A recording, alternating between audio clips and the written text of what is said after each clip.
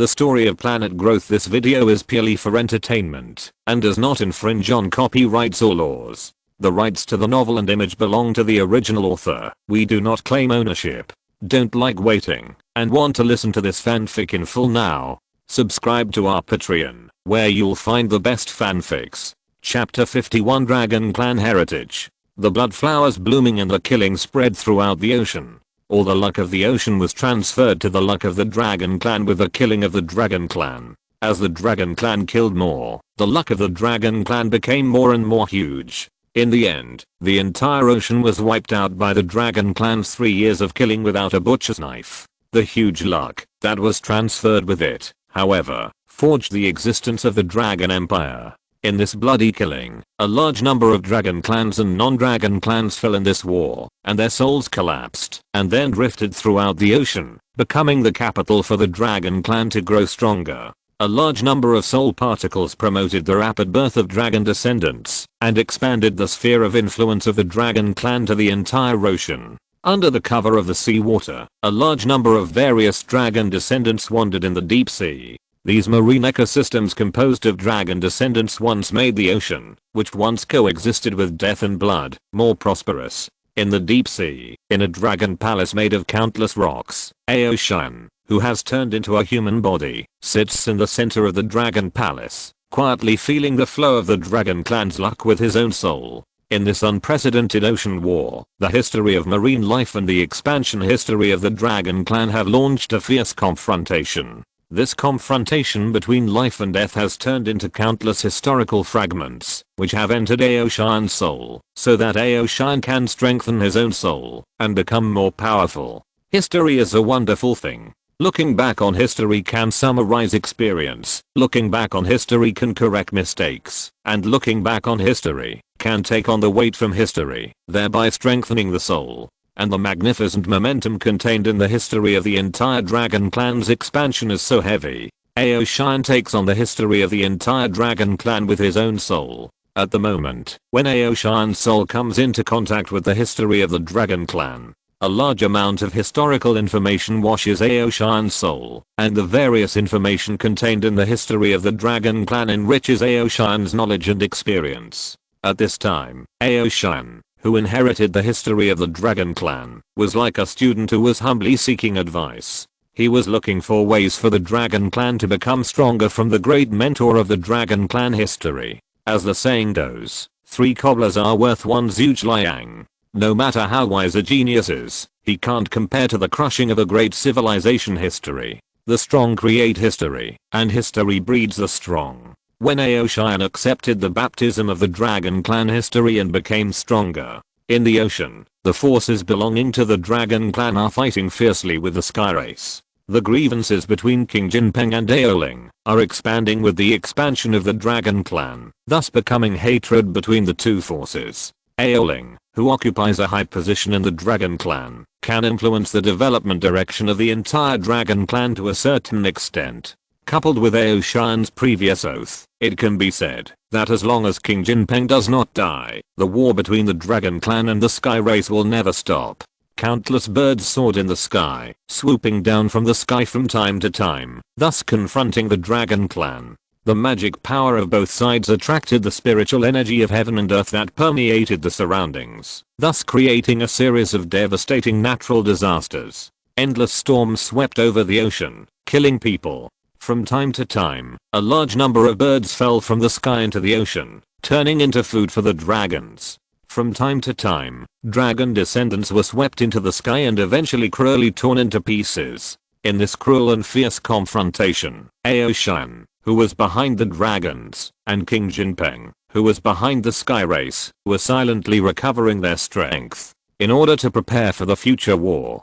In the deep sea Dragon Palace, Aoling descended from outside the Dragon Palace to the ground of the Dragon Palace, and entered the Dragon Palace under the eyes of several low-level dragon guards. Passing through the deep dragon road, Aoling saw the human-shaped Aoshan in a closed-eye state. Immediately, Aoling used his own spiritual power to change his body shape, compressing his own material particles, and thus turning into a human form. He strode to a place not far from Aoshan, quietly waiting for Aoshin to wake up from the wandering of the Dragon Clan's history. Aoling didn't wait very long, but after a while, Aoshin, who had closed his eyes, opened his cyan pupils, and looked at Aoling who was waiting in front of him. "What do you want?" As Aoshin asked, Aoling took out a scroll made of whaleskin from behind him. As the scroll opened, mysterious tadpole-shaped characters appeared on the scroll. As the scroll gradually opened, Aoshin's Yuanshan separated apart from the fusion with the history of the Dragon Clan, and then fell on the scroll. The power of the Yuanshan deduced the mysterious tadpole-shaped characters on the scroll, and gradually understood the meaning of the tadpole characters. For Aoshin, who dominated the future direction of the Dragon Clan, anything related to the Dragon Clan once appeared in front of Aoshin. Aoshin was able to use the deduction of the Yuanshan and the history of the Dragon Clan to determine the role of related things in the future development of the Dragon Clan. As Aoshin gradually understood the various meanings of the words in front of him, in the long river of the future history of the Dragon Clan deduced by Aoshin, a branch suddenly appeared in the historical torrent that was originally expanding forward and finally unified the prehistoric world in war and blood. With the emergence of this historical branch, the future direction of the dragon race suddenly rushed towards a brighter future. With the strength of the Yuanshan in the Mahayana realm, Aoshin was able to deduce the evolution history of the future dragon race. This was the magical power of the Mahayana realm, and it was also the instinct of the powerful Yuanshan given to the Mahayana realm strongman. In the future history of the dragon race deduced by Aoshin, the historical torrent belonging to the dragon race constantly collided with the historical torrent belonging to the sky race. And this impact will gradually shift towards the dragon race as time goes by.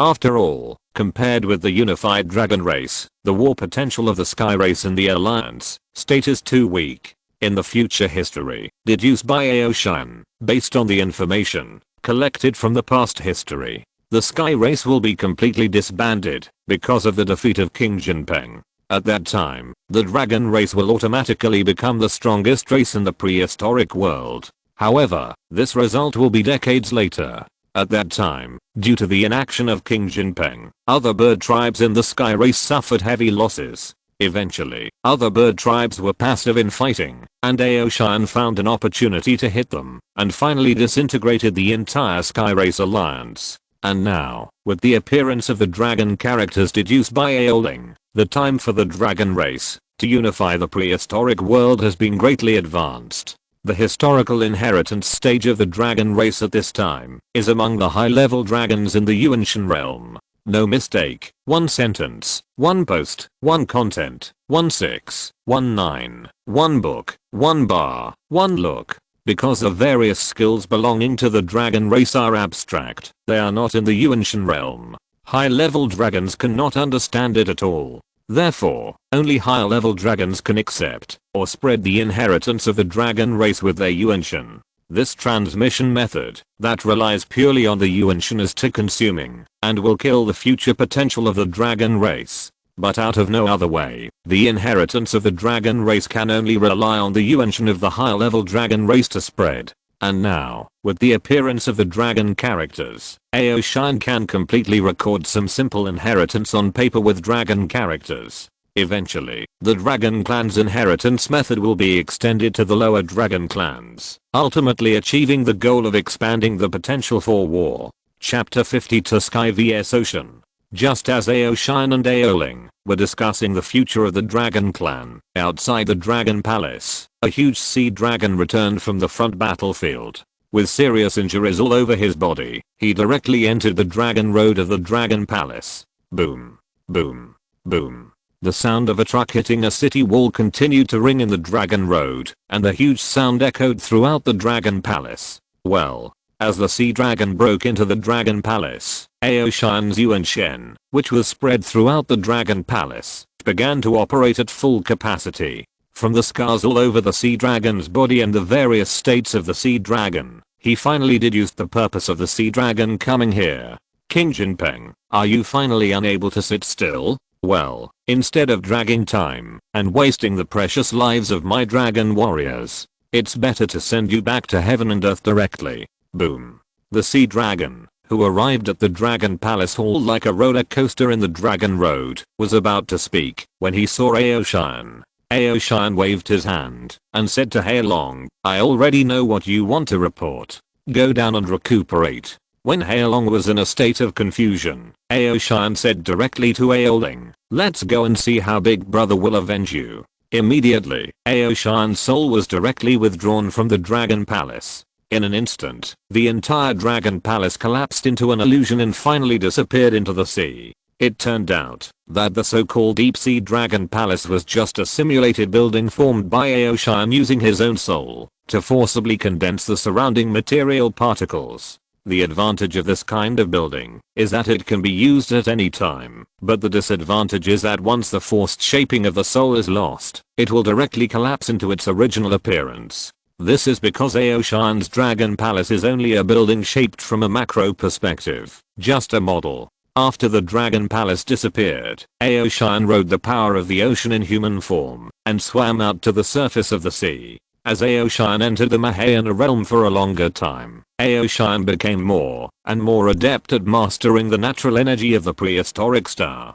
In the past, Aoshan needed to use the body of a dragon to control the vast power of the ocean, but now Aoshan can master the profound power of the ocean in any form. It can even be said that mastering the power of the ocean is like Aoshan's instinct. With the disappearance of Aoshan and Aoling, the original site of the Dragon Palace was left with only the Sea Dragon and the low-level dragons responsible for guarding the Dragon Palace, looking at the direction of the surface of the sea with a look of bewilderment. In the sky, under the endless clouds and mist, a golden bird as big as an island soared in the sky. Wherever the bird passed, a dark shadow swept by. Endless natural energy followed the golden bird like a shadow, and violent wind and rain drifted wantonly between heaven and earth, like the realm of the gods. In the ocean, countless dragon warriors looked at the huge bird soaring in the sky with shock, and their faces showed an unbelievable look. In the ocean battles and battles with the sky race, they had never seen this kind of power of heaven and earth added to their bodies. Every move was the vast power of the turbulence of heaven and earth. In the ocean battle, Aoshan did not need to go all out, and in the battle with the sky race, King Jinpeng never appeared. All these conditions added together caused the dragon warriors to fear this huge creature that was like a god descending from heaven. A trace of fear permeated between heaven and earth with the appearance of King Jinpeng. This feeling of fear was like the appearance of humans facing natural disasters, so helpless. King Jinpeng looked down at the sluggish ocean debris below, with a flash of disdain in his eyes. King Jinpeng had never looked at these ocean debris. If it weren't for the sudden appearance of Kanglang Ocean, King Jinpeng's impression of the ocean race was just food. In the eyes of King Jinpeng, its only enemy was Kanglang Ocean. With the appearance of King Jinpeng, the spiritual energy between heaven and earth responded to King Jinpeng's call, lingering around King Jinpeng and letting King Jinpeng's will dominate. The powerful energy field dominated the entire battlefield, forcibly ending the life and death battle on the battlefield. At this moment, the whole world seemed to be in a state of absolute silence. The wind stopped blowing, the sea water stopped flowing, and everything seemed to be suspended in time. Between heaven and earth, there was only the dull breathing sound of King Jinpeng, which was like a tsunami, operating like the laws of nature. King Jinpeng was waiting for the appearance of Kanglang Ocean. Time passed quickly. After a while, the heavy sea water, under the power of Aoshan, separated a straight waterway by itself. Aoshan and Aoling, two dragons, turned into human forms and flew out of the waterway, came to the sky, and looked at King Jinpeng. As Aoshan flew into the sky, the endless sea water automatically followed Aoshan's body and flowed towards the sky. At this moment, the rules of nature were reversed. Everything was dancing with the will of the strong. You and I have been fighting for so long, and I still don't know your name. I wonder who you are. Aoshan's soul fluctuated between heaven and earth, conveying his meaning to King Jinpeng and asking King Jinpeng's name. Brilliant light emanated from the body of King Jinpeng, and the dazzling light illuminated all the darkness. King Jinpeng used the body of the Skypeng cast by the entire sky race to turn into a phantom, and then a handsome young man appeared above the clouds in the sky. This King Garuda.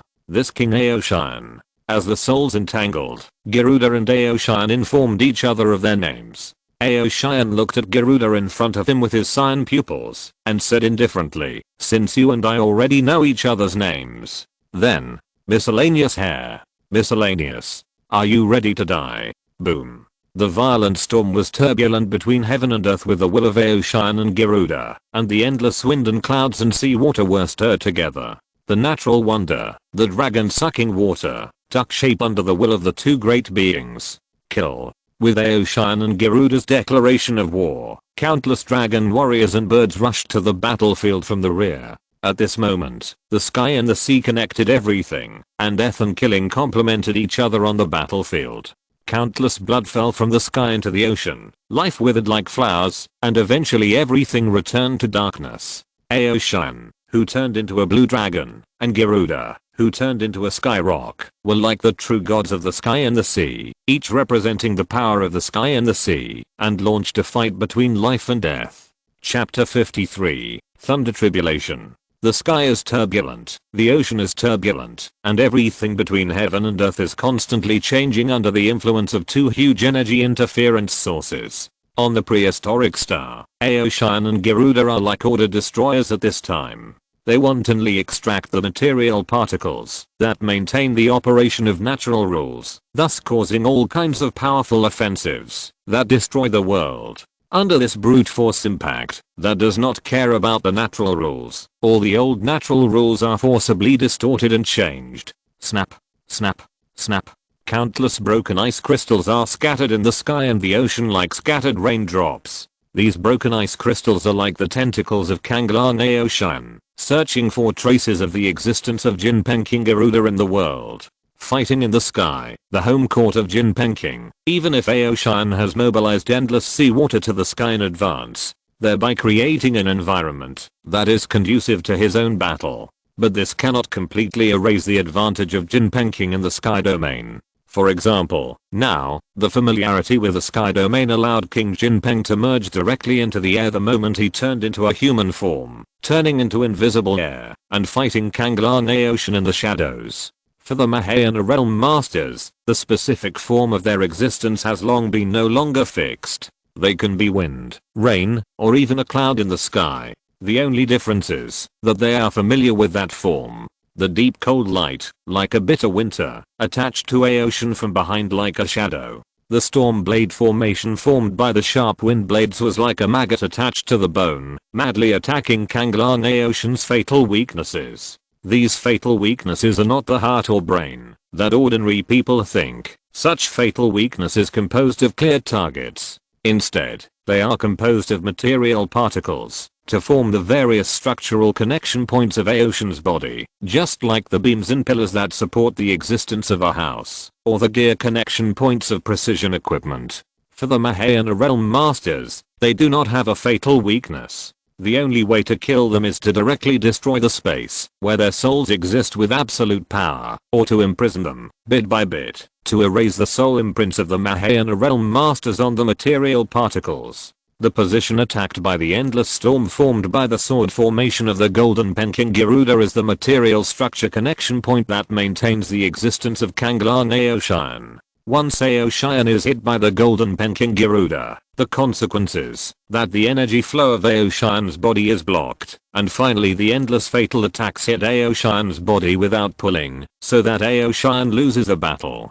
It can be said that once the golden pen King Garuda storm sword formation hits one point, it hits all. Bang, bang, bang, bang. Aoshan directly activated a large number of dragon scales attached to the various material structure connection points at the attack position of the storm blade array in order to ensure the smooth operation of his combat energy. The storm-like attack continuously impacted Aoshan's solid dragon scale defense. The blade array composed of violent winds quickly wore away the dragon scale defense, trying to break Aoshan's dragon scale defense with endurance. Miscellaneous bird, do you only know how to hide your head and show your tail? Do you dare to confront head-on an impact that blocked the wind blade and a verbal stimulation of King Jinpeng to show up, while the fine ice crystals in the sky were like countless detectors, searching for traces of King Jinpeng's existence everywhere? King Jinpeng's familiarity with the sky domain against Kanglan, who was unfamiliar with the sky domain, led to this stalemate battle. King Jinpeng was temporarily unable to break Kanglong's dragon scale defense, and Kanglong was unable to find any traces of King Jinpeng's existence. Ocean bastard, if you want a head-on confrontation, let's see if you can find me first. Ah. What on earth is it? Who? What attack is it? The words of King Jinpeng echoed around the world, like an echo, making Kanglong unable to distinguish its specific location. And after King Jinpeng's words appeared, in the lower level battlefield, the Yuanshan realm warriors belonging to the Dragon clan were constantly attacked by secret attacks, annihilating their bodies, and destroying their Yuanshan. In an instant, a large number of Dragon clan warriors disappeared between heaven and earth like a breeze.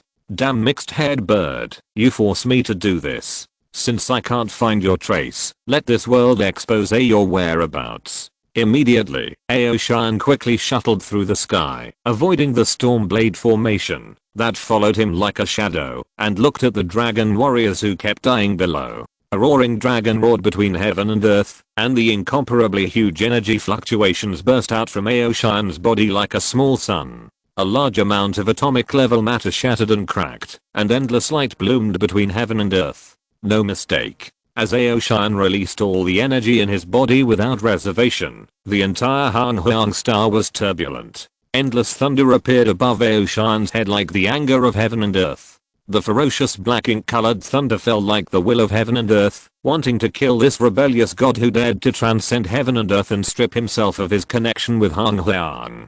Before life was promoted to the Mahayana realm, it was just above the race limit, and became more powerful. In the final analysis, life at this time was still just an ant between heaven and earth. Even if they could mobilize the energy that destroyed the world, it was just a natural disaster launched with the help of the power of heaven and earth. The reason for tracing it was just to release the huge energy accumulated in advance on behalf of heaven and earth. For heaven and earth, it was not threatening at all. When life is promoted to the Mahayana realm, every move of life at this time is accompanied by the great power of heaven and earth.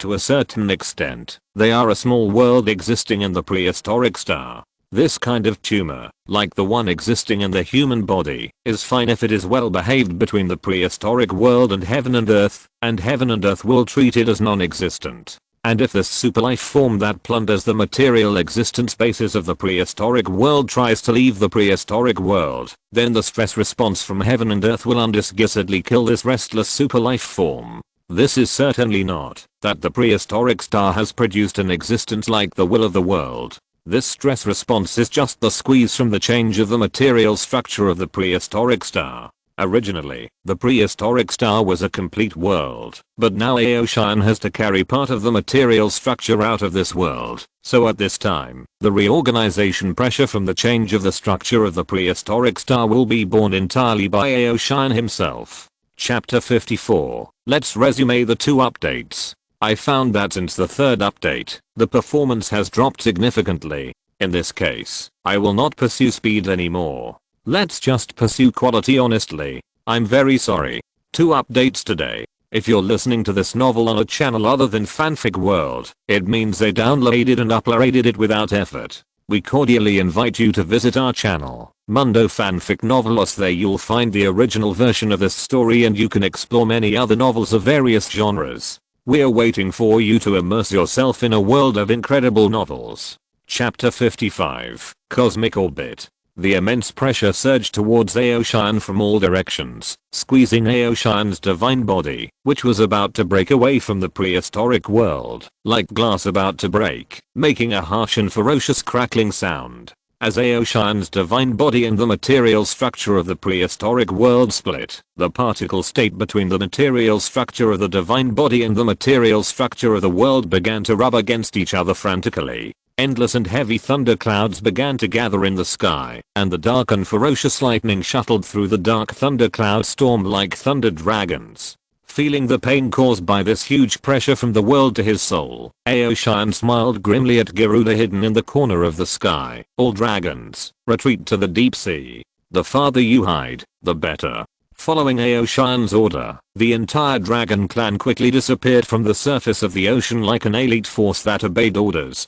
Soon, only Aoshan and the Sky Race were left on the entire battlefield. Now, Garuda, you and I will feel the pressure from the world. The rumbling thunder became more and more excited as the energy released by Aoshan increased. After a while, the gathered thunder began to launch indiscriminate fatal attacks. The larger the mass of the creature, the stronger the attack. Especially Aoshan, who was at the center of the thunder, was the strongest existence on the entire battlefield. This kind of thunder squeezed from the world continued to increase with the degree of Aoshan's separation. As long as Aoshan's attempt to break away from the prehistoric world does not stop, this kind of heavenly tribulation from the world's squeezing will never stop. At this time, relying on Aoshan's current strength, it is simply unrealistic to want to break away from the prehistoric world and exist independently in the universe. In the ascension procedure estimated by Lee Heo, if you want to plunder a large number of material particles from the prehistoric world and ascend to the universe, you need to exert force in two directions at the same time to succeed.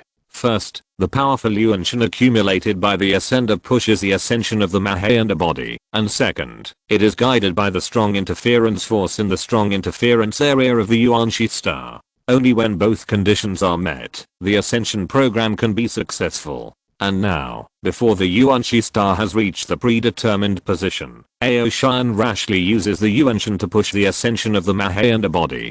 There is only one result, that is, the end of death. On the Yuanshi star, Lee Heo, who was originally watching the show, suddenly felt as uncomfortable as if he had eaten shit. You don't work well every day, and you just know to make trouble for me. At this time, Aoshan's unauthorized ascension disrupted part of Lee Heo's plan in an instant, forcing Lee Heo to quickly modify his plan. As the Aoshan with the most potential for ascension on the Hanhyang star, Lee Heo didn't know how many resources he had invested in it. It can be called a huge amount of heaven and earth spiritual energy, plus the Zhuanghuang blood, that Lee Heo spent a lot of energy to deduce for it. All of this added up, enough to make Lee Heo bleed. It was almost the harvest season. How could Lee Heo tolerate the cooked duck flying away? Once Aoshan's soul collapsed and died under the pressure of the prehistoric world, it meant that all the investment Lee Heo had made in him in the early stage had gone down the drain, and all the efforts had failed.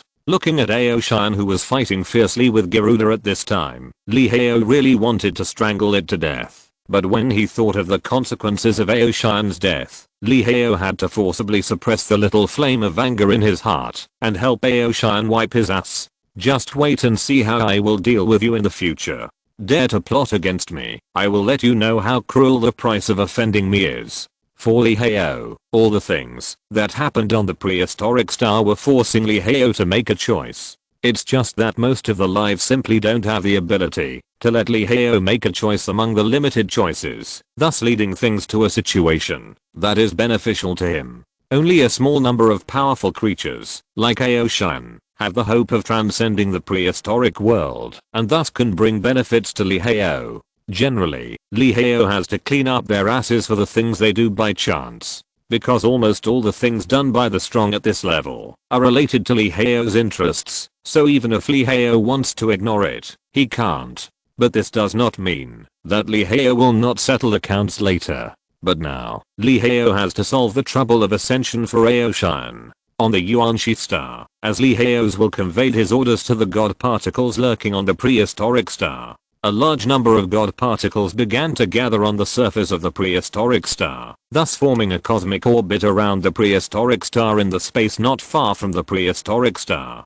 After this orbit was formed, it began to emit a huge attraction. This attraction only exists for Aoshan's Yuanshan, and by forcibly pulling Aoshan's Yuanshan, free Aoshan from the state of confrontation with the entire prehistoric world structure. In this way, through the existence of the cosmic orbit, it is possible to make a transit station for powerful practitioners to ascend in the universe, so that special situations like Aoshan will not happen again. Watching the cosmic orbit rapidly taking shape under the action of the god particle, Lee Heo looked at the direction where Aoshan was, and a playful smile flashed in his eyes. You troublemaker, just be the moon in the universe for me. While Lee Heo was working hard for Aoshan's ascension on the prehistoric star, Aoshan at this time had already used the squeezing power of the prehistoric world to forcibly kill Garuda in the sky. The dark as ink thunder spear penetrated Garuda's chest, crushing Garuda's soul, and the sizzling lightning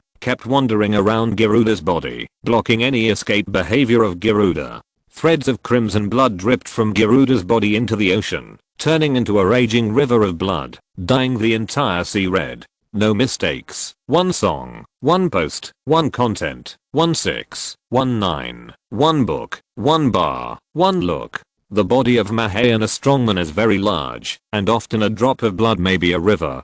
Garuda looked at the hideous black spear on his chest, and a strong unwillingness flashed through his heart. He was unwilling to accept his failure, nor was he willing to admit his failure. This angry unwillingness continued to surge in Garuda's body, trying to break through the shackles of thunder and escape from the ascension. But it was a pity that the power of thunder locked Garuda's soul will, and any will belonging to Garuda could not break through Aoshan's thunder will blockade. As the last blow before Aoshan transcended the prehistoric world, this blow contained the great power of the entire prehistoric world. When the Ascender ascended, it was the weakest time for the Ascender, and it was also the strongest time for the Ascender. Weakness is that, once the Ascender can't bear the pressure of the world, he will die directly. Powerful once the ascension is successful, the huge pressure of the reorganization of the prehistoric world structure will turn into the last blow of the Ascender, thus causing an unmatched powerful attack. Chapter 56, Descendants of the Golden Rock. The extremely strong resentment gathered in Garuda's body like the raging fire of hell. The huge Yuanshan was like fuel, constantly adding fuel to the fire of resentment in the body. A pair of weeping blood pupils, like a curse, deeply imprinted Aoshan in the resentment in the body, as a pillar to support the existence of resentment in the body. I will remember you. Even if I lose my memory. Even if I lose my soul. Even if I lose everything. If you don't die, I won't die. If you are eternal, I will live forever. As Garuda's sharp voice, like the curse of the god of death, echoed between heaven and earth, the bodies of the entire sky race began to emit wisps of black flames. These flames had no temperature, no light, and only an extremely deep darkness. As these flames continued to rise, countless shrill screams, like the wails of evil spirits, sounded between heaven and earth. What the hell is going on? I don't want to die. I don't want to die. My king, let me go. I don't want to die yet. Countless voices begging for mercy sounded near Garuda, all of which came from the screams of the birds hovering nearby. The burning of the fire of resentment made them feel incomparable fear, the fear that came from the source of life. Why are you afraid? Aren't you going to coexist, and I with the glory of the sky race? What, do you want to regret it?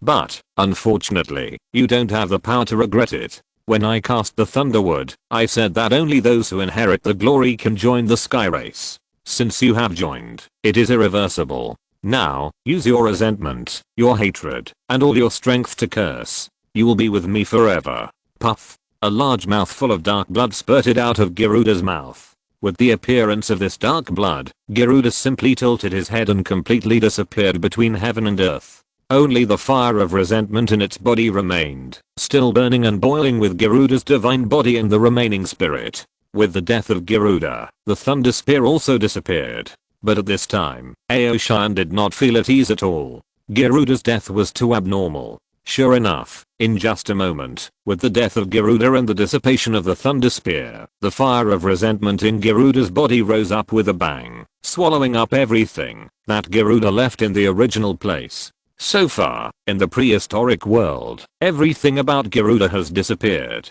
Only this fire of resentment that was bred by everything about Garuda is left. The dark flames burned and rose in the sky. As the flames became more and more vigorous, all the sky races turned into a wisp of dark flames and merged into the center of the fire of resentment. Immediately, a golden rock egg engraved with countless mysterious patterns appeared in the fire of resentment. The dark flames burned and rose around the eggshell, as if it was sacred in the darkness. In the space of the prehistoric star, Aoshan, who had transcended the prehistoric world at this time, could only look at everything that happened in the prehistoric world with an angry face, without the slightest way. At this time, the dragon clan retreated to the deep sea, and Aoshan ascended to the universe. For a while, no life could stop the growth of the fire of resentment bred by Garuda. After Aoshin transcended the prehistoric star at the material level, Aoshin could no longer interfere with what happened inside the prehistoric star on a large scale through pure material energy. This was the ban issued by Lee Heo for him, and it was also a part that the transcendent must experience. Ascension is to cut off the material structure connection between oneself and the world, so as to achieve a transcendent state of transcendence and immortality. As long as a strong man of this level reaches the Yuanshi star and accepts the replacement of God's particles, he can directly be promoted to the realm of true gods and thus be with the Yuanshi star. The ascenders also make the leap from chess pieces to chess players. Inside the prehistoric star, even the most powerful existence will be interfered with by the old rules of the prehistoric star and thus will not be free. This interference of rules comes from all aspects of the prehistoric star, just like the bystander is clear, but the insider is confused. Only by jumping out of the big divat of the prehistoric star and severing the connection between the two from the material level can the goal of transcendence be achieved. The strong are lonely. This is not the words of the strong pretending to be powerful. This is just a necessary stage for the strong to go through. If you don't jump out, you will never see the black hand behind the scenes. This black hand can be everything: family affection, love, master-disciple affection, life-saving affection. Everything that can make people lose their minds is the shadow of this black hand behind the scenes. No desire is strong, and care is chaotic. The strong are not ruthless people without emotions, they just cut off the unnecessary emotions cleanly. At this time, as Aoshin's ascension process proceeded normally, the divine body composed of material particles plundered by Aoshin from the prehistoric world was gradually turning into a bright star, and then connected with the cosmic orbit built by Lee Heo for it. Lee Heo's words were always true to his words. He asked Aoshin to become a moon, and then Aoshin could only become a moon orbiting the prehistoric star. For the time being, Aoshin could not find a way to interfere with the interior of the prehistoric star, so he could only watch the situation happen. Inside the prehistoric star, the flame composed of all negative emotions such as hatred and resentment of the entire sky race before death was constantly burning the golden rock egg inside the flame. The thunder spear destroyed the existence of Garuda, but it did not mean that the thunder spear destroyed the resentment of Garuda, not to mention the curse of the skybird gathered in this resentment fire. As the resentment fire absorbed the resentment of the entire sky race, the golden rock egg bred in the flame became more and more profound. Suddenly, the fire of resentment carried the golden rock egg and rushed towards the land, where there was a more refined power of resentment. The resentment from the entire land will be the best resource for breeding golden rock eggs. Crossing the barriers of space, jumping across the other side of time and space, between the changing of the stars, the fire of resentment carried the golden rock egg and plunged into the immortal volcano, using the underground network of the entire land connected by the immortal volcano to absorb the resentment from the land races. In this battle, along with Aoshin's successful ascension, all the great enemies in the prehistoric world were cleared, and suddenly the luck of the entire prehistoric world belonged to the Dragon Clan. The Dragon Clan successfully became the overlord level force of the entire prehistoric world. Late at night, the tide of the sea began to move towards the land with the newly appeared moon. Although the moon at this moment is incredibly small compared to the prehistoric world, but it still has the boundless power to change the world. Chapter 57, Lurking in the Wilderness. On the Yuanshi star, Lee Heo looked at Aoshin, who had caused him a lot of trouble, staying alone in the void of the universe, and a sense of pleasure suddenly surged in his heart. Ever since Lee Heo started to lay out on the Hangliang star, Aoshin has given Lee Heo great help, but at the same time it has also caused a lot of trouble. In order to prevent things like Aoshin from getting out of control from happening again, Lee Heo immediately decided to have his clone descend on the Hangliang star and personally lead the future development of the Hangliang star. As Lee Heo made up his mind, the synchronization rate of the two directions on the Yuanshi star and the Hangliang star began to increase.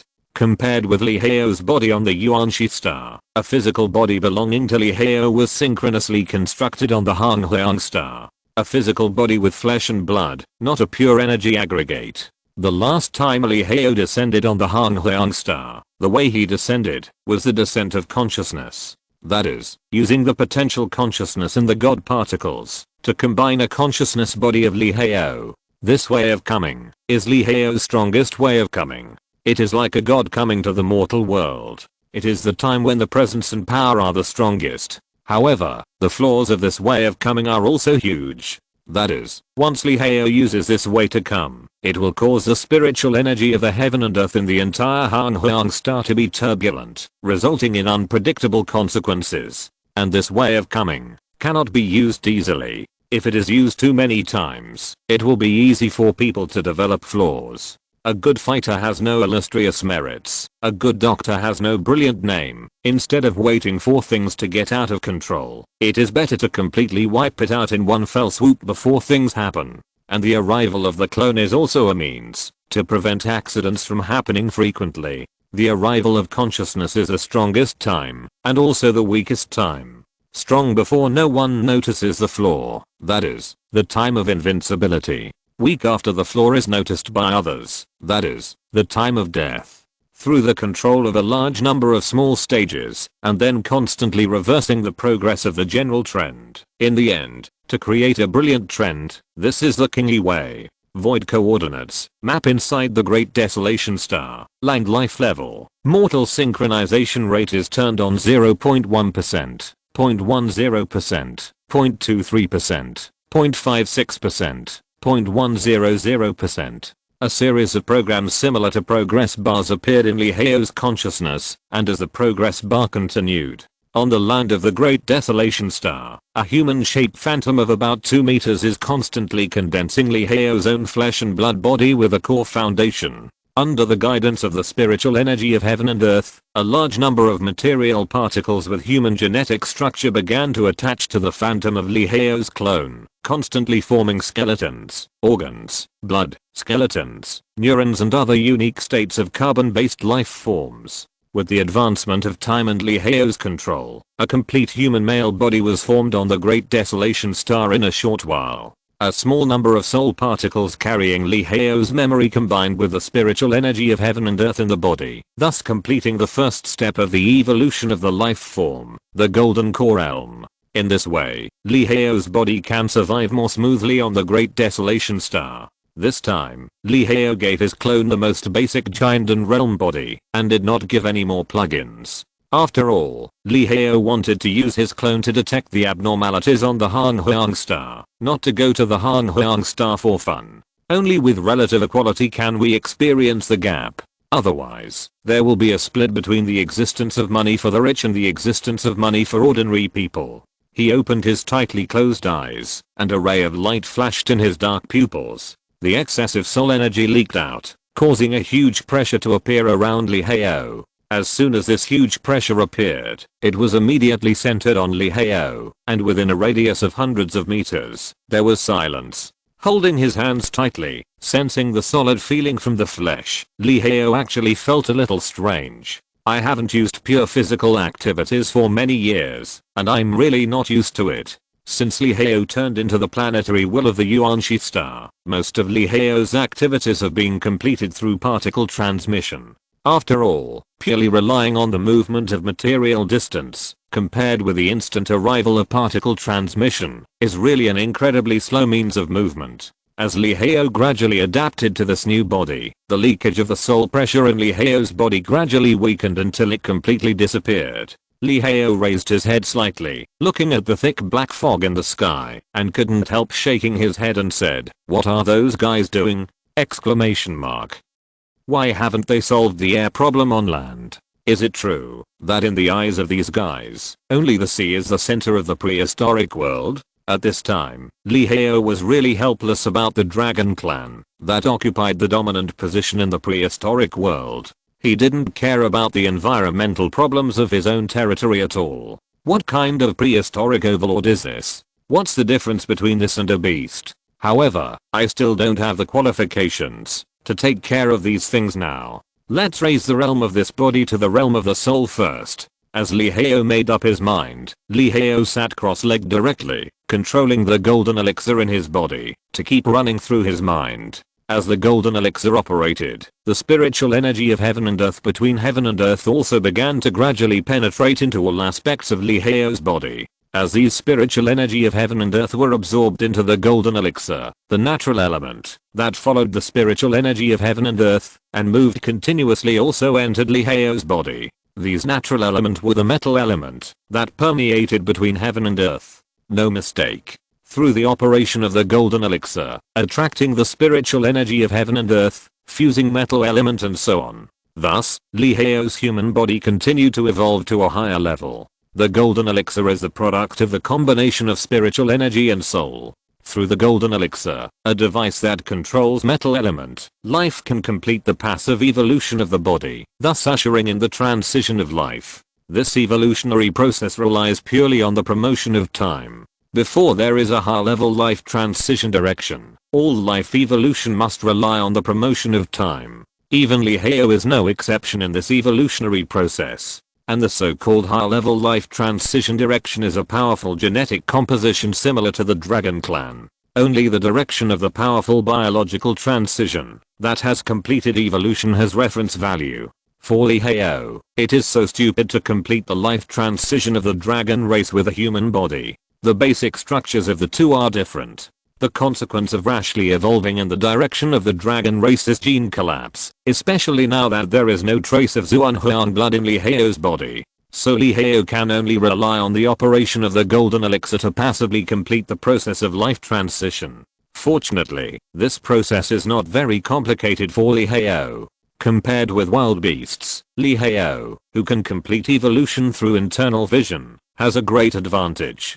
With his eyes closed and his soul running, the soul body and the golden elixir in the state of nurturing opened his eyes. In an instant, the scene in front of him almost scared Lee Hao. Chapter 58, Caven. I'm a bit stuck. I'll try to get it out by 1900 hours. Chapter 59, Attribute Aura. The world of the golden elixir in the body is a special world that belongs to itself and is formed by the combination of the spiritual energy of heaven and earth and the soul. In this world, the soul is like an original consciousness of origin, and it gradually grows under the protection of the golden elixir, until one day, the soul breaks through the barrier of the golden elixir, and comes directly to the world as a primordial spirit. Before breaking through the shackles of the golden elixir, the soul is like a fetus in the mother's body, and can only stay quietly in the golden elixir. And internal vision is that the cultivators of the golden elixir realm observe everything that happens in the body through the eyes of the soul nurtured in the golden elixir. And now, under the observation of the soul eye, Lee Hao's human body is constantly absorbing the external spiritual energy of heaven and earth to strengthen the strength of the golden elixir. Originally, this is a very normal thing. The golden elixir is running, absorbing spiritual energy, and driving the gathering of metal element, so as to make the body stronger. But now in front of Lee Hao's soul eye, his body is filled with a lot of dark spiritual energy. These black auras contain a lot of negative auras, as if something is engraved on the auras, causing the auras without attributes to change.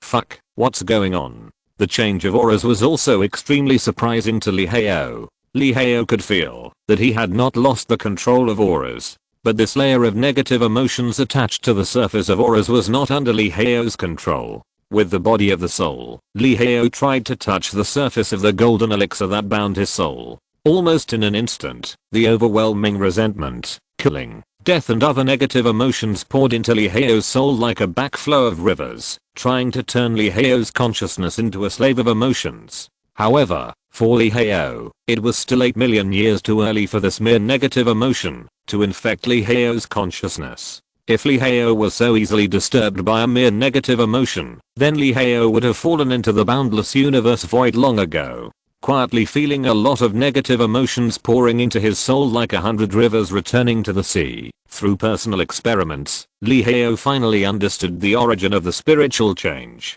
Soul particles are the basis for the generation of life consciousness. In the process of life growth, soul particles carry a large number of 7 emotions and 6 desires belonging to the living beings. These 7 emotions and 6 desires generated by consciousness are firmly engraved on the soul particles. When the living beings die and the soul collapses, the disintegrated soul particles will scatter.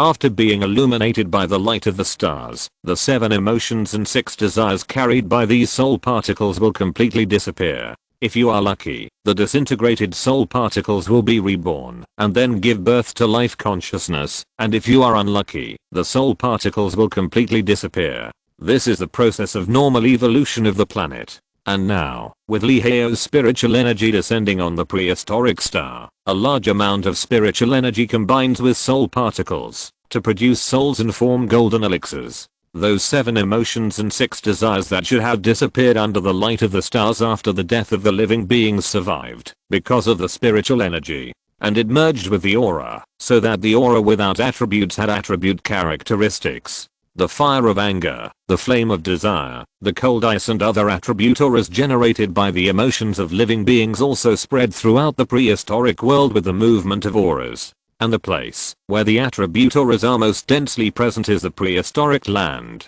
Oh, it is true that practice makes perfect. The original water grinding skills of the Giandan realm have created a shortcut because of the appearance of attribute auras. However, this shortcut is not something that any living being can bear. But this shortcut is just right for me. Liheo's soul eye looked at the negative attribute aura in front of him, but he couldn't help but feel happy. After all, the most important thing before the Giandan is promoted to the Yuanshan is to accept historical information, that is, various inherited powers. Think about it, the world was originally blank, but the activities of life caused information disturbances in this blank, and the strong summarized various inherited powers. By accepting these disturbed information, the descendants of the strong followed the path of their predecessors, saving time and energy, and thus standing on the shoulders of giants to explore the world. And this is the process of the birth of the historical line. For Liheo, as long as he has enough information, even if this information is disorganized, Liheo can deduce a powerful power inheritance through a lot of calculations.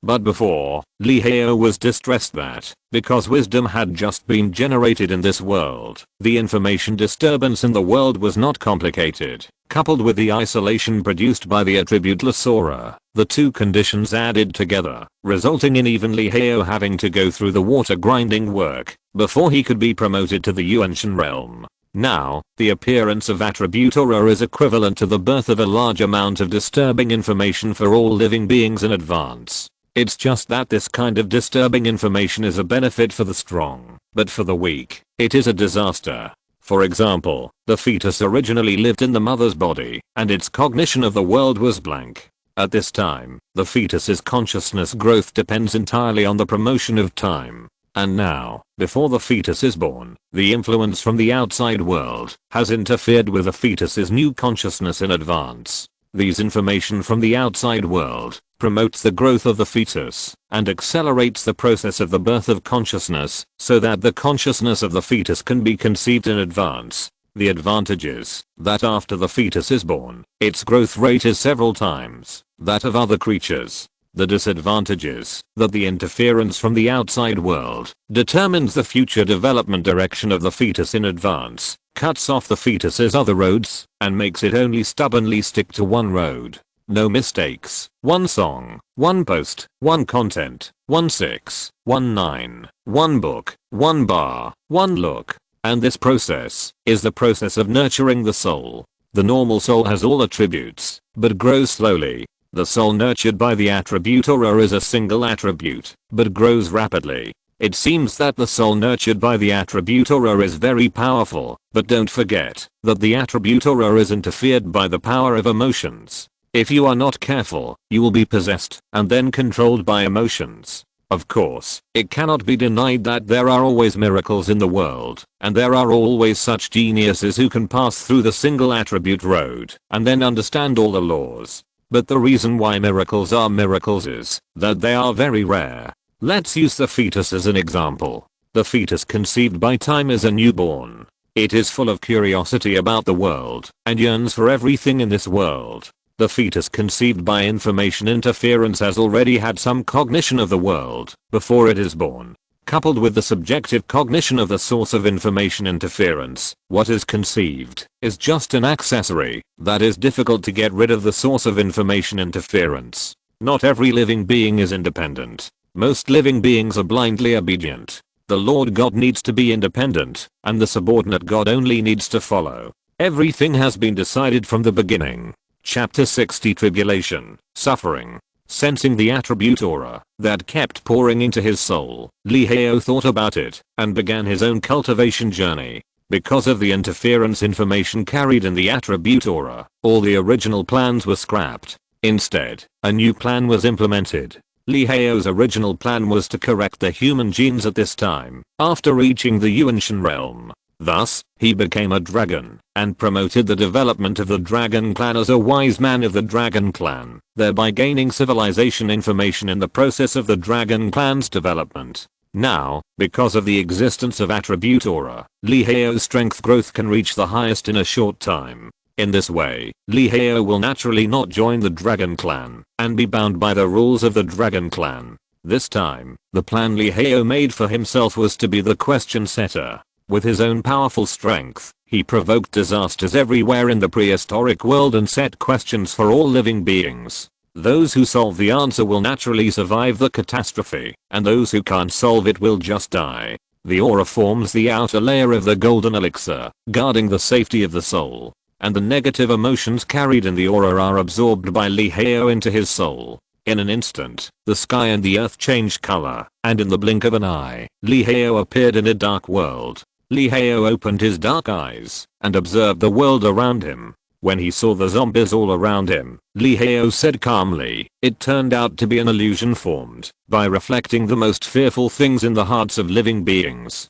Simple. Negative emotions are usually caused by fear, blood, killing and other emotions that are contrary to the will of normal living beings. They are emotions that violate the most basic survival instinct of living beings. Once this emotion enters the soul of other living beings, it will form the most feared thing of the host, and then devour and merge the host into a slave of emotion. Generally speaking, facing the constant attack of terrible creatures with endless emotions and illusions, this desperate fear will breed a lot of negative emotions, thus falling into the point of death. As for Liheo, perhaps he had been afraid of zombies, which are disgusting and terrible creatures for various reasons. But all fears are vulnerable when facing the powerful supported by strength. Use negative emotions to form the most feared things of living beings, thereby devouring the host and turning it into a slave of emotions. If so, positive emotions will form the things that living beings desire most, thereby tempting the host to fall and eventually become a slave of emotions. Although the two methods are different, the ultimate goal is to turn living beings who dare to absorb attribute spiritual energy into slaves of desire. And by overcoming the various tribulations formed by these emotional forces, you can obtain the attribute power given by the emotional force. In other words, I need to kill all these disgusting guys.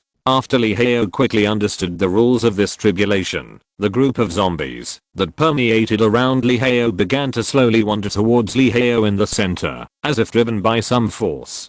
Tribulations. Tribulations. If you win, you will be tribulations. If you lose, you will be demons. Then let me see if you zombies can turn me into a demon. In the outside world, in order to quickly improve his strength, Liheo began to frantically absorb a large amount of heaven and earth spiritual energy into his body. As the spiritual energy of heaven and earth continued to gather, a thick layer of black fog formed around Liheo like a ghost, and the negative emotions and the spiritual energy rushed into Liheo's soul like 100 rivers returning to the sea. With the influx of these negative emotions, in the world where Liheo was about to start a war, a large number of zombies continued to spread to the periphery like a system refresh. At the same time, with the influx of a large amount of spiritual energy, the golden elixir shell that protected Liheo's soul became stronger and stronger. The golden elixir is a fortress that protects the soul from being destroyed, but at the same time, the golden elixir is a prison that imprisons the soul and cannot escape.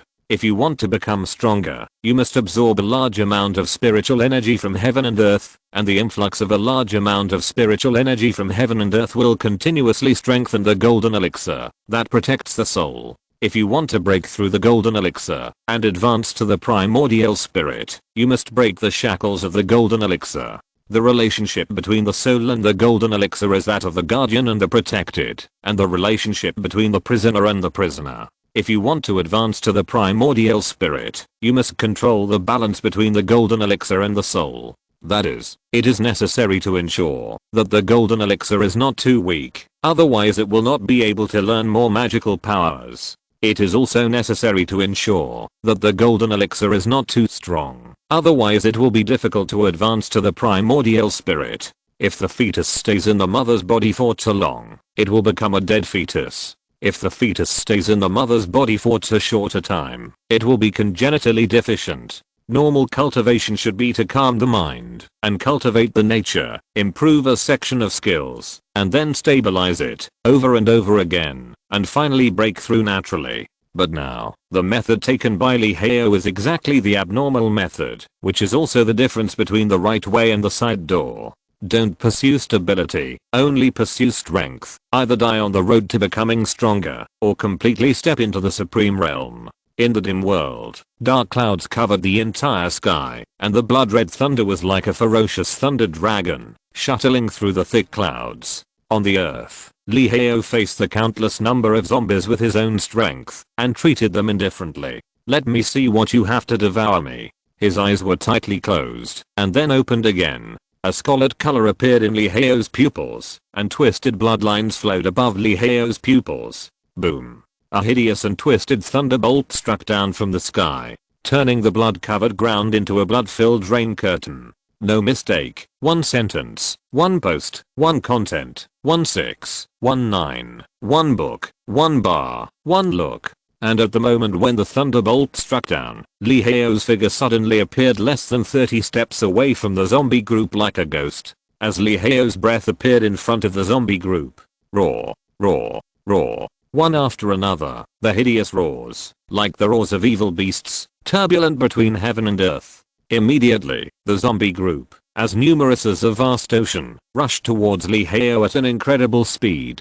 On the ground, trampled by the zombie group, pieces of scarlet blood rushed into the sky. As time went by, the distance between the two gradually shrank at a speed visible to the naked eye. In the sky, raindrops formed by blood slowly dripped onto the ground. A silver-white light appeared in the air like a shadow. As the light passed, the dozen zombies charging in the front had their necks cut by the sharp blades. At the moment, when the zombie's head fell to the ground, a silver-white long knife appeared in Lee Heo's hand. However, in the blink of an eye, the long knife disappeared again, and Lee Heo's figure also floated through the vast zombie group like a ghost. Chapter 61 The Origin of the Age of Gods and Demons. On the vast bloody land, the corpses were like dust, drowning the whole world. In the middle of the dusty corpses, Lee Heo stood quietly on the skeleton holding a silver-white long knife. The scarlet twisted thunder shuttled through the heavy dark clouds, and from time to time it made a roar that resounded through the world. At the same time as the thunder sounded, the lightning that illuminated the whole world also responded, making the dim world bright. Lee Heo looked around, and the long knife in his hand crossed the void. The deep cold blade light was like the light when the world was first opened, sweeping across the whole world. It took a long time, and finally all the garbage was cleaned up. Putting away the long knife in his hand, Lee Heo made a gesture of holding up the sky with both hands, closed his eyes, and the scarlet and twisted bloodline disappeared in the world. Break. As soon as the voice fell, the whole dark and bloody world was like an oracle of destruction issued by the god of creation. At first, it was like a fortress on the beach. With Lee Heo's breathing, it all turned into wisps of dark smoke and poured into Lee Heo's soul body. As the world began to break, the outer shell of the golden elixir that was responsible for protecting Lee Heo's soul was like an eggshell that was about to break. On its surface, a few hideous cracks began to slowly appear. As more and more cracks appeared, a large amount of negative emotions that permeated between heaven and earth began to be sucked into the outer layer of Lee Heo's broken golden elixir, as if being swallowed by a black hole. These negative emotions that permeated the outer layer of the golden elixir were waiting. They were waiting for the moment when Lee Heo's union appeared. Compared with the soul, which can have a certain degree of autonomy under the protection of the golden elixir, the union was directly exposed between heaven and earth and began to receive all kinds of information from the outside world. Once the Yuanshan leaves the material body and is exposed to the material world, it will unconditionally receive all information from the outside world, and those with a firm will turn it into their own strength. Those with a weak will directly turn into the Tao and leave. Even if the Yuanshan does not appear in the material world, the efficiency of the Yuanshan in receiving information will be greatly improved compared to the previous soul. Therefore, the Jindan realm is an extremely important process, which indirectly affects whether the will of the creature is independent. After breaking through the Yuanshan, the heaven is vigorous, and the gentleman is self-reliant, the earth is in a low position, and the gentleman is virtuous. Li Hao once said that only the civilization that abides by these two is the protagonist of heaven and earth. Similarly, this principle also applies to practitioners. Be firm in yourself, be inclusive, and be pioneering and enterprising. These three conditions are the fundamental cornerstones of the three realms of Jindan, Yuanshan, and Mahayana. Inside the Jindan world, a large number of zombies turned into wisps of smoke, and were constantly swallowed and consumed by Li Hao, and then turned into the nourishment for Li Hao's soul growth. These emotional information transformed by the zombie group had long been firmly suppressed and erased by Li Hao's self-will in the previous fight. At this time, with the influx of a large amount of emotional information, Li Hao's soul body is like a balloon, growing rapidly and growing stronger. As time goes by, this fantasy world formed by the combination of Jindan and emotional information is also torn apart bit by bit as Li Hao continues to grow. One after another, hideous cracks appear in every corner of the world. The negative emotions that penetrate from the outside world are like a tonic pill, which further accelerates Li Hao's growth. Originally, these negative emotions from outside the Jindan world would become a heart demon tribulation for the cultivator to break through the Yuanshan, so as to teach the fledgling Yuanshan cultivator a lesson. Just like students who have just graduated from college, the real society will severely hit these proud children who have just left the ivory tower, telling them the dangers of this world, so as to completely eliminate some of the cowards. And when they have experienced society, the malice from life will tell them what despair is all the time, so as to eliminate another batch, and go on and on. Those who can survive will either become the cornerstone of society and the vassal of the strong, or become the superior person and the ruler of society. However, this heart demon calamity given to the newborn soul by the world was completely blinded after encountering Li Hao. Li Hao is the actual ruler of the prehistoric planet and the biggest source of malice in the entire prehistoric world. Li Hao's existence is the biggest calamity for all the prehistoric beings. And the calamity that this newborn soul has to deal with when facing the greatest malice of Li Hao in the world is like a mouse encountering a cat, and the only result is being swallowed. Snap, snap, snap. The sound of the world-shattering sounded in Li Hao's consciousness, and the information interference source from the outside world was waving to Li Hao's soul. Boom. The cold black flame burned wildly on Li Hao's physical body, and the frenzied emotional power was like a storm of destruction, sweeping around with Li Hao as the center. Obviously there was no strong wind blowing, but everything around Li Hao was moving without wind. From time to time, hideous branches appeared on the surface of the trees, and the stubborn stones on the ground kept making weird laughter. As if in an instant, the area centered on Li Hao turned into a sea of strange things. The violent negative thinking information constantly infected everything around Li Hao. Whether it was a living being with life characteristics or a dead thing without life characteristics, they all under the interference of Li Hao's negative thinking flame, produced strange changes. As more and more negative thinking information between heaven and earth rushed into Li Hao's gradually formed Yuanshan, a dark shadow slowly emerged behind Li Hao's physical body. Roar. A violent roar roared out from Li Hao's formed Yuanshan, like the first cry of a newborn facing a new world. Time drives everything forward. As the negative thinking information contained in the surrounding space gradually parallels Li Hao's Yuanshan, the changes around him began to gradually return to calm. But after a while, Li Hao, who had grown to the limit of Yuanshan, opened his eyes. A twisted and hideous bloodline flashed in Li Hao's eyes, and then his eyes returned to their original blackness. A perfect poem, a post, a content, a 629 book, a bar, a look. Deep eyes like the abyss looked at this chaotic world, and a strange look emerged in it. The one who controls positive emotions and thinking is the god, and the one who controls negative emotions and thinking is the devil, grinding, god. The one who controls both positive and negative emotions and thinking is the ancient god.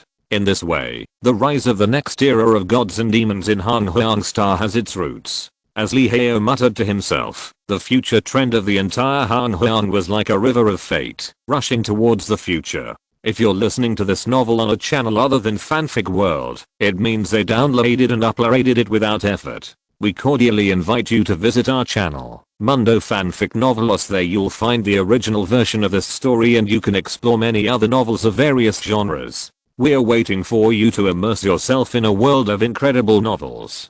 Chapter 62 Soul Frequency.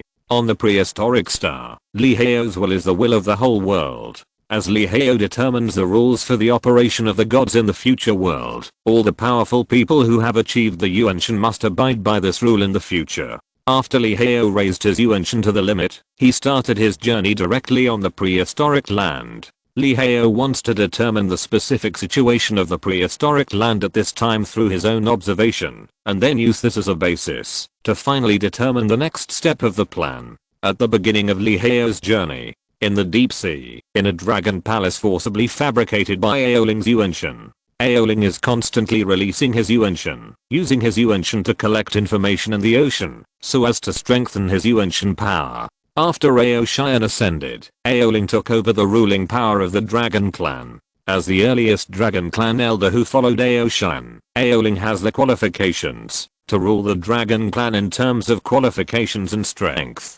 Now, as Aoling, who nominally rules the entire prehistoric star and actually rules the ocean, he has been worrying about the promotion of the Dragon Clan's writing and looking for Aoshan's existence. For Aoling, if you ask it to do something, it can do everything perfectly, but if you ask it to direct the future development direction of the Dragon Clan, it would be a bit too much. So far, all of Aoling's policies have been carried out in accordance with the regulations left by Aoshan. In other words, Aoling is a purely auxiliary talent. In the deep sea, Aoling's soul came out of his body, forming a huge phantom of a dragon turtle behind Aoling's human form. As one of the states that Aoshan is most accustomed to presenting, the human form, Aoling also naturally follows Aoshan's habit, so as to practice in human form. The information from the deep sea is accepted by Aoling's soul, thus turning into a large amount of thinking information. These chaotic thinking information is the secrets that Aoling has to sort out and correct every day. From these secrets, Aoling can sort out some methods suitable for the practice of the Dragon Clan from time to time, or the advanced secrets to improve the purity of the Dragon Clan's bloodline. And why can Aoling find ways to enhance the strength of the Dragon Clan from the deep sea? This is simply because the deep sea is the territory where the dragon race grows and develops. All the information in the deep sea is left over from the development process of the dragon race. On this day, Aoling once again gathered his soul like casting a net to catch fish. A large amount of information that permeates the ocean is collected from the nearby sea areas. Compared with the chaos of information on land, the information in the ocean is more than one level higher. Although large-scale wars have also occurred in the ocean, resulting in a large number of negative emotional thoughts. However, with the continuation of the dragon race's rule, these negative emotional thoughts are suppressed by the dragon race's luck, thus turning into calm thinking information for Aoling to absorb, thereby strengthening his soul power. If the thinking information on land is emotional thinking information with great subjectivity, then the thinking information in the ocean is rigid thinking information like a template. The gap between the two is like a disciple taught by a teacher and a student who understands himself through books. The former is guided by the teacher's thinking, so he can make great progress in a short period of time with the help of the teacher's thinking direction, but he will fall into the teacher's thinking mode. Although the latter progresses slowly, what he understands from the book is his own subjective initiative. As for the pros and cons of the two, it depends on one's own opinion. As time goes by, Aoling, who practices day and night in the deep sea, gradually hates this kind of practice method that is like taking chances. In Aoling's view, releasing his own soul every day, and then harvesting a lot of messy secrets, and finally sorting out these secrets, what a waste of time. and out of boredom with boring practice, Aoling suddenly started another attempt. Instead of exploring a lot of messy secrets in all aspects, it is better to focus on one direction of exploration. As Aoling's idea emerged, Aoling immediately began to consciously adjust his soul fluctuations, and began to purposefully collect some secrets with similar bands. If Aoling's soul was equivalent to an open signal receiver that could receive information from all frequency bands, then now, with Aoling's conscious adjustment, within a certain period of time, Aoling's soul became a coded radio receiver. Only the corresponding information frequency band could be received by Aoling, and thus, Aoling also got rid of the boring practice in the past, and embarked on the practice direction he was interested in. As Aoling became more and more proficient in adjusting the soul band, an alternative idea appeared in Aoling's consciousness. If I can imitate my brother's soul band, I can find the trace of my brother's existence in this world. Does this mean that I will be able to find my brother soon? Woo yiko yifa.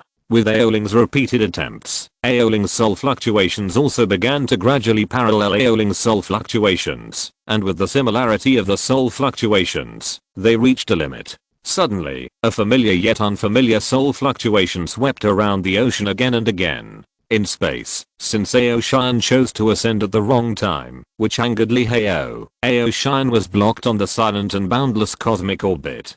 With Aoshan's power, he is temporarily unable to break through the attraction of the cosmic orbit and descend on the prehistoric star again. In addition, Aoshan's ascension is like a broken magnet, and the original prehistoric star will not accept the existence of Aoshan, a traitor. So Aoshan can only be alone in space as the moon of the prehistoric star. Wandering around the prehistoric star again and again, he can only watch the changes in the world inside, but there is no room for interference. Of course, although Aoshan cannot interfere with all the changes inside the prehistoric star by material means, this does not prevent Aoshan from watching the internal changes of the prehistoric star through his soul. On this day, Aoshan was using his soul to sweep across the vast ocean. A familiar yet unfamiliar soul wave attracted Aoshan's attention. Following his instinct, Aoshan used his soul to take advantage of the attraction of the cosmic orbit and pulled Aoling's soul out of his body in one fell swoop and flew towards the moon. Chapter 63, Lord of 10,000 Demons. Walking on the barren land, the pitch black flames followed Lihao's steps like a shadow. The magic fire burned the negative emotions and thoughts between heaven and earth, turning these negative emotions and thoughts that permeated between heaven and earth into the capital of Lihao's soul transformation and the resources for the evolution of his body. Because of the appearance of attribute spiritual energy, to a certain extent, the evolutionary ability of spiritual energy and the ability of historical information to make soul particles stronger have been combined into one in disguise. Thus, the current situation has been formed. The more spiritual energy means more emotional thinking. While strengthening the body, it is also strengthening the growth of the soul. The spiritual energy carries the emotional information after the death of the living beings, so that Lihao's cultivation is like riding a rocket, and it is rapidly improved. If it weren't for the heavy casualties on the prehistoric land at this time, so that it could not produce positive emotional thinking, Lihao would have used the combination of positive and negative emotional thinking to step into the realm of the Mahayan or ancient god in one fell swoop. The power of emotions depends on soul particles. Soul particles are combined with the spiritual energy of heaven and earth, and the spiritual energy of heaven and earth has the ability to manipulate natural energy. In this way, after going around in circles, the power of emotions is finally equated with the operation of natural energy. The world is really wonderful. I was originally worried about how to mobilize the subjective initiative of living beings. In this way, a great civilization can be created in blood and fire. Now everything is solved. I just need to keep provoking wars, creating killings, and spreading destruction to the entire prehistoric world. According to the first law of the existence of living beings, there will naturally be countless great creatures to stop my behavior. Under such tit for tat, a civilization that is constantly progressing and expanding will be born in blood and fire. Eventually it will become a sharp sword in my hand, helping me to open up the universe and become the strongest. As for why, this is of course, because the laggards have long been eliminated by the magic calamity. Lihao controlled the natural energy and soared through the sky. Wherever Lee Heo passed, there was endless magic flames falling from the sky. The dark and highly infectious demonic flame fell into the earth. This demonic flame would not burn the material world. It would only burn the rationality of those creatures, using a large amount of negative information to destroy the limited rationality of land creatures, so that the creatures would become cruel and bloodthirsty, thus creating greater chaos. Therefore, the already chaotic prehistoric land slid into an even more chaotic abyss under Lee Heo's interference. If the previous chaos in the prehistoric world was only caused by natural disasters, then the current chaos in the prehistoric world was the great catastrophe of the demons in the heart created by Lee Heo. Natural disasters always have an end, especially when the spiritual energy of heaven and earth spreads throughout the prehistoric world. For the purpose of giving birth to creatures in the prehistoric world, the energy of spiritual energy will naturally correct the natural disasters in the prehistoric world. If there are no accidents, the spiritual energy will be able to turn the entire prehistoric world into an ocean that breeds life in a short period of time. And now, as the biggest accident in the prehistoric world, Lee Heo's every move will mobilize a large amount of spiritual energy from heaven and earth. Thus, it constantly affects the restoration of the natural environment by spiritual energy. Coupled with the destruction of the rationality of living beings by the demonic flame, it can be said that the prehistoric land at this time is a sea of death combined with natural disasters and man-made disasters. Roar, roar, roar. The continuous roars sounded in every corner of the prehistoric land. Whether it is a powerful ancient beast or a weak ordinary beast, at this time, all of them opened their scarlet pupils filled with killing, looking for traces of the existence of living beings. In this demonic calamity spread by Lee Heo, the ancient beast was driven crazy by negative emotional thinking, while the ordinary beast was driven crazy by the ancient beast. When the strong raised the butcher knife in his hand and killed the whole world indiscriminately, no living being could escape this feast of death. In the sky, a huge ancient phantom appeared behind Lee Heo. As the killing of the entire prehistoric land rose, the ancient phantom became more and more solid. The extremely huge negative emotional thinking kept pouring into Lee Heo's ancient like a river backflowing. While strengthening and solidifying the shadow of the primordial spirit, Lee Heo is also carrying out the most important task, which is the cohesion of the divine authority. For a god, what is the most important? Naturally, it is the existence of the divine authority that symbolizes the authority of heaven and earth. In a world, the existence of divine authority represents the mobilization of the authority of heaven and earth by the gods. After possessing the divine authority, even if the gods do not use their own divine power, they can quickly mobilize natural energy, thus forming all kinds of devastating natural disasters. And now, Lee Heo is cohesively forming a crucial divine authority with his influence on the prehistoric land. And this divine authority is the Lord of 10,000 demons. Because of the combination of emotional power and natural energy, the thinking of creatures in the prehistoric world can affect the changes in natural energy. Therefore, the formation of each divine authority is, to a certain extent, through the influence of the thinking of creatures, thus giving a powerful creature the authority of heaven and earth. Of course, the strong can unconditionally plunder the emotional thinking of creatures after death, because their will is enough to counter the interference from the thinking of creatures, just like Lee Heo at this time. The weak can only push themselves to the position of God step by step through the recognition of the thinking of living beings, and give them the power of the priesthood. At this time, the priesthood power of the Lord of 10,000 demons that Lee Heo condensed was through the continuous absorption of negative emotional thinking. In this way, a large amount of negative emotional thinking was transformed into a supreme priesthood that was enough to command all negative emotional thinking in the world in a mass transformation way. In this way, many demons born in the future due to the high development of civilization were commanded. As the killing in the prehistoric land became more and more intense, Lee Heo's eyes, which were as dark as the abyss, became deeper and deeper. Feeling that the priesthood power of the Lord of 10,000 demons was completely formed under the support of negative emotional thinking. No mistakes, one sentence, one post, one content, 1619, one book, one bar, one look. Lee Heo finally stopped interfering with the prehistoric land. Now the scope of the divine power of the Lord of 10,000 demons has taken root in the entire prehistoric land.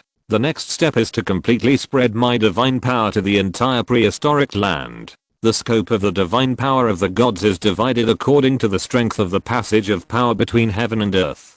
Powerful gods can use various methods to spread the coverage of their divine power to any corner. However, weak gods will be bound by the scope of divine power due to various circumstances. The difference between the two lies in the strength of self-will. The strong can use their own will to forcibly suppress all the thinking information they absorb. Not only will they not be disturbed by the thinking information, but they can forcibly interfere with the thinking of other creatures with their own will. The weak ones, on the contrary, will be disturbed by a large amount of thinking information, and thus forced to submit to the thinking of creatures. However, in this barbaric era, the power of civilization has not yet risen completely. The only thing that can determine the strength of the self-will of both parties is the competition of strength. Everything can be broken by one force. This is the principle of this barbaric era. Thanks to Lunhu, and dying for the reward of 100 starting coins. Chapter 64 Power Expansion.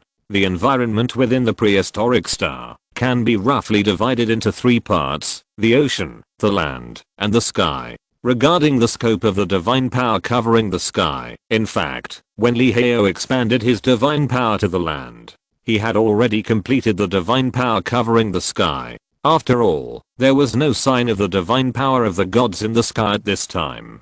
As for the ocean, this is the domain of the Dragon Clan. Although the Dragon Clan has not yet mastered the method of condensing the divine power, it is a matter of time. For the strong in the Yuanshan realm, the so-called condensation of divine power only depends on whether they can think of it, not whether they can do it. And what Liheo has to do is to penetrate his power into various fields of the ocean before the Dragon Clan completely controls the ocean from the power aspect, so as to forge his own divine power, to cover the great power of the whole prehistoric world. As for how to expand the scope of Liheo's divine power to the ocean, this problem is not a problem for Liheo at all, as Liheo mastered the authority of the Lord of 10,000 Demons, and relied on his own will to forcibly penetrate the power of the Lord of 10,000 Demons into all aspects of the land and sky, as well as the consciousness and thinking of living beings. At this time, Liheo already had the ability to mobilize the negative emotional thoughts above the prehistoric land. Use your own power to command the negative emotional thoughts that permeate the prehistoric land. Instill these negative emotional thoughts into the ocean like a flood. In this way, Liheo's power domain expansion is completed, and thus Liheo's power as the Lord of 10,000 Demons is completely forged. The mighty negative emotional thoughts are like a rushing flood, pouring back into the ocean. The huge negative emotional thoughts carry the information belonging to the land and the despair of the creatures on land, thus causing huge waves in the ocean. At this time, the ocean is the domain of the Dragon Clan. Every creature in the ocean is a dragon descendant with at least dragon blood. Although their appearances are different, there is no doubt that they are all dragon descendants. Because non-dragon descendants were completely wiped out by the power of the Dragon Clan in the Great Purge of that year. At this time, the ecological form of the ocean is a society ruled by the Dragon Clan dominated by dragon descendants. For the Dragon Clan, dragon descendants are the cornerstone of the Dragon Clan's existence, but they are not a necessary component of the Dragon Clan. Therefore, the attitude of the dragon race towards the dragon descendants is in a state of indulgence. From the perspective of the living habits of the dragon descendants, they are no different from the previous marine creatures. They still kill each other and devour each other, interpreting the food chain rules of nature to the fullest. However, all this is just the way of survival of the dragon descendants. After all, relying on the marine resources at this time, it is not enough for a large number of dragon descendants to open their wisdom at the same time. Therefore, in the society of the Dragon Clan, only the low-level dragons who have reached the Giandan realm and begun to open the source of wisdom are an important part of the Dragon Clan. The blood information of the dragons who have reached this stage will be engraved in the genes of the Dragon Clan. Once there are creatures of other races or creatures of the same race that violate the rules of the Dragon Clan and dare to kill members of the Dragon Clan, no matter who it is, it will be hunted down most severely. The Dragon Slayer will be cursed by the Dragon Clan members before they die, and the resentment of the Dragon Clan will linger on the soul of the Dragon Slayer for a long time. And these resentful auras are the evidence of the Dragon Clan's revenge. The dragon slayer must be killed. This is the iron rule set by Aoshan before he ascended. And now, as Lee Heo manipulated the negative emotional thoughts on land and instilled them into the ocean, the emotional thoughts that originated from killing, destruction, and destruction madly impacted the dragonborn thoughts in the ocean, turning their will into part of the negative emotional thoughts. Lee Heo's power was pushed to the entire ocean like a snowball. Negative emotional thoughts were like the most deadly drugs in the world, bewitching the weak thoughts of the dragonborn and driving the body of the dragonborn, thus creating countless killings and destruction. The food chain system, composed of creatures in nature, has a certain tolerance limit. Once this limit is exceeded, the entire food chain will begin to reorganize. Normal creatures kill to fill their stomachs, while creatures bewitched by negative emotional thoughts kill purely to vent their desires that burn like a raging fire. The tragic killing continued to surge into the depths of the ocean as the negative emotional thoughts expanded, and the power of the Lord of 10,000 Demons continued to spread along with the killing. The reason why the magic is so attractive and bewitching to living beings is that it is quick to learn. No matter how poor the qualifications of living beings are, as long as they immerse themselves in the magic and fall into the magic, their strength will grow like a snowball, and eventually it will be out of control. Destruction is rebirth, and only by falling can you be free. Living beings who accept my power, kill, destroy everything in this world, and build a dark abyss, so that everything will fall into darkness forever and be with us.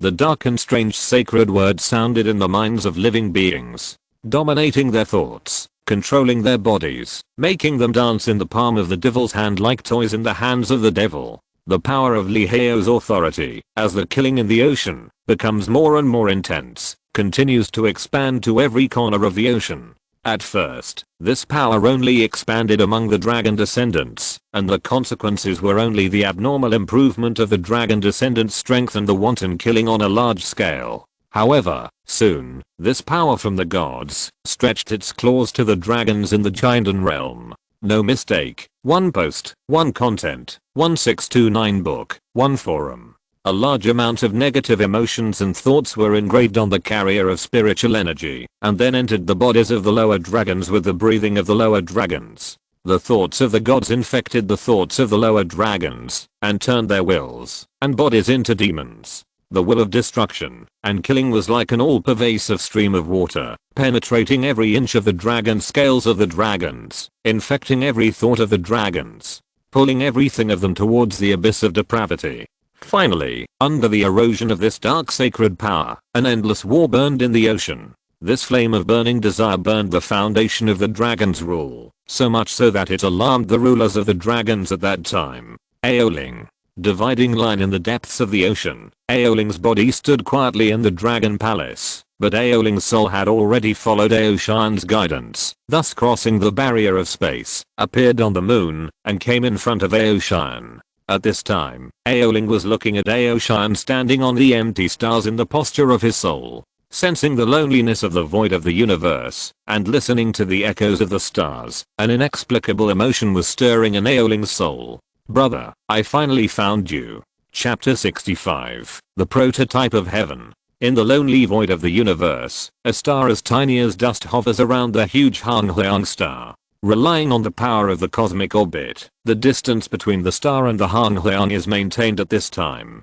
On this star, Aoshan turned into a human form and talked to Aoling about everything that happened to the dragon clan over the years. Although Aoshan can see everything that happened in the Hangliang through the power of the Yuanshan, Aoshan still wants to listen to Aoling's story. After all, it is too lonely to stay alone in the lonely void of the universe. As the two talked, Aoshan gradually figured out how Aoling reached the position of the star. Aoshan put his hands behind his back, looked up at the sky and thought, in other words, you simulated my Yuanshan frequency. So you found my Yuanshan frequency, and finally I was pulled to the star by my power. Yes, this idea also came up suddenly. With the idea of trying, I didn't expect to really find you, big brother. Aoling answered Aoshan's question very affirmatively. At this time, just when Aoshan wanted to say something to Aoling, Aoling's soul breakthrough began to flicker continuously, like a bad signal contact, flickering.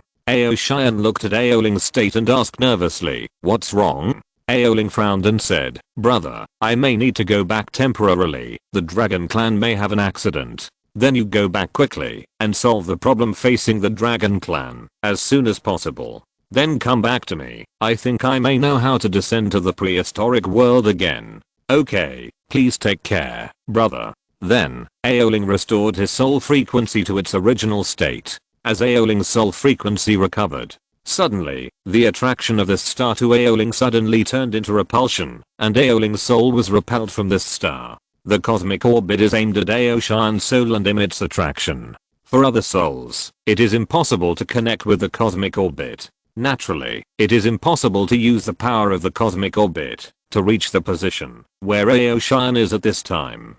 The reason why Aoling was able to reach Aoshan's position was only because Aoling simulated Aoshan's frequency with his own soul. He also happened to meet Aoshan's soul. Under the addition of these two conditions, the universe orbit misjudged Aoling as Aoshan's soul. In this way, Aoling successfully reached the star transformed by Aoshan's divine body. As for the way to return to the prehistoric world, it is also very simple. That is, to change the frequency of one's own soul, so that the stars will reject Aoling's existence, so that he can return to the prehistoric world again. The star where Aoshan is located is transformed by Aoshan's divine body, so to some extent, Aoshan's soul is the planetary will of the star. Those with the same frequency as Aoshan's soul naturally have the ability to exist on the stars, and those with different frequencies from Aoshan's soul will naturally be rejected by it. The way of ascending with the soul is completely different from the way of ascending with the physical body. The way of ascending with the physical body is to plunder the prehistoric star to achieve the purpose of ascending. This method of ascension is extremely powerful, but the backlash it faces is also extremely terrifying. If Lihao hadn't helped, Aoshan would have been destroyed. However, it is different to ascend with the soul. The soul, to a certain extent, does not exist. As long as no one deliberately targets the soul and sets up a disaster, then the way of ascension of the soul is feasible. However, this way of ascension is to attach one's will to the star of the divine body of the great master of the extreme realm. The creatures who do not agree with the thinking and will of the great master of the extreme realm cannot ascend. In the process of Aoling's ascension and descent to the world, Lihao's body on the Yuanshi star almost watched the whole process. Through the process of Aoshan's ascension and descent to the world, Lihao and Aoshan almost had the same idea at the same time. It's just that the process of this idea is the same, but the ultimate goal is different. Aoshan's idea is to use Aoling's ascension method to allow the soul realm masters in the dragon clan to reach the star where they are. Thus, he can once again establish his authority in the dragon clan, and then command the future direction of the dragon clan by influencing the powerful dragon spirits. Thinking as a powerful means different from material power. Even if Aoshan cannot directly interfere with the specific development of the prehistoric star at this time, but Aoshan can indirectly influence the interior of the prehistoric star by influencing the will of the dragon clan strongmen. In this way, Aoshan can also show his sainthood in the dragon clan again. Lihao's idea is another purpose. Although it is also a means of showing his sainthood, it is just that this manifestation of sainthood in Lihao's idea is a means of showing his sainthood in both matter and thinking. What Lihao's clone is doing on the prehistoric star at this time is a process of encoding the natural forces inside the prehistoric star.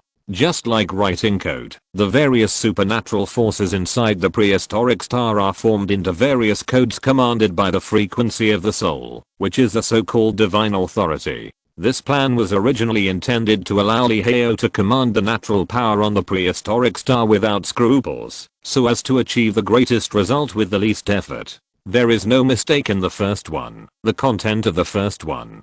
Lihao has reason to believe that after having a specific pursuit, Aoshan in the void of the universe will burst out with incomparably huge energy, thus interpreting a vast civilization epic for Lihao. With the gods as the foundation, the ancient gods as the middle class, and all living things as the cornerstone of rule, it will eventually form a pattern of dragon ruling the world. It's also a bargain for you. Well, before you complete the encoding of the power, I will let you be proud for a while. After this juncture, I will let you know how narrow-minded I am. Humph. Chapter 66 Dragons vs. Warcraft. As the repulsive force of the stars suddenly became stronger, Aoling's soul returned from the boundless universe to the interior of the Hangheong star like a baseball. That was it. As Aoling's soul continued to penetrate into the interior of the Hangheong star, the traces of thinking left in Aoling's body were like a guiding lighthouse, guiding Aoling's return. The existence of the soul is very similar to the ghost in the legend of the earth. Any material obstruction cannot cause any harm to the soul. As Aoling's soul descended from space in a hurry, an inexplicable huge pressure swept across the sky like the roar of a giant beast. The fear of facing a natural disaster emerged in the hearts of every creature that came into contact with the traces of Aoling's soul. This fear came from the huge gap in thinking information between the two. For ordinary creatures, the thinking information contained in Aoling's soul is like a river, so vast and boundless. Any creature whose level of thinking information is lower than that of Aoling will feel a kind of panic when facing Aoling, just like an ant facing a dragon. As the time of contact between ordinary creatures and Aoling becomes longer and longer, there may be terrible signs that the body cannot help but be shaken, the soul is shaken, and the will is assimilated.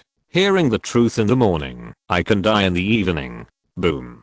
The majestic and terrible pressure entered his body with Aoling's union, and then spread to the surroundings like the roar of the ocean. This storm from the soul level is like a natural disaster, forcefully expelling those negative emotional thoughts that continue to penetrate into the ocean like maggots attached to the bones. Under the powerful pressure of Aoling, the entire ocean temporarily calmed down. A large number of marine monsters controlled by Li Hao also seemed to have their signals forcibly interrupted, and they quietly swam in place, waiting for the next command to be conveyed. Are you back? That's good. I'm a little tired of playing a one-man show. How can a game without confrontation be called a good game? With the return of Aoling, Li Hao once again increased his interference in the thinking of the Dragonborn.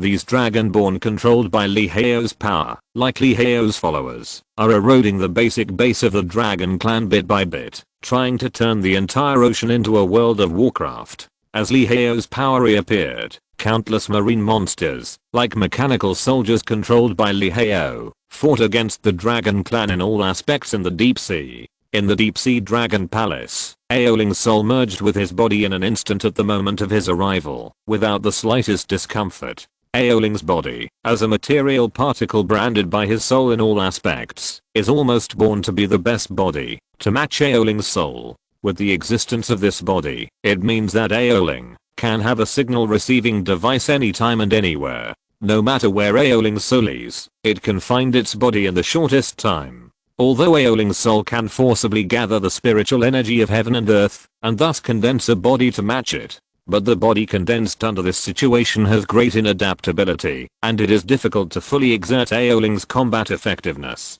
As Aoling's soul and body are fully integrated, an inexplicable incoordination appears within the range of Aoling's soul. This sense of incoordination is as if everything around him is being disturbed by some existing force. Aofeng, what happened? As Aoling's furious voice spread outside, a high-level dragon with dragon scales all over his body, as if scraped off, quickly came to Aoling.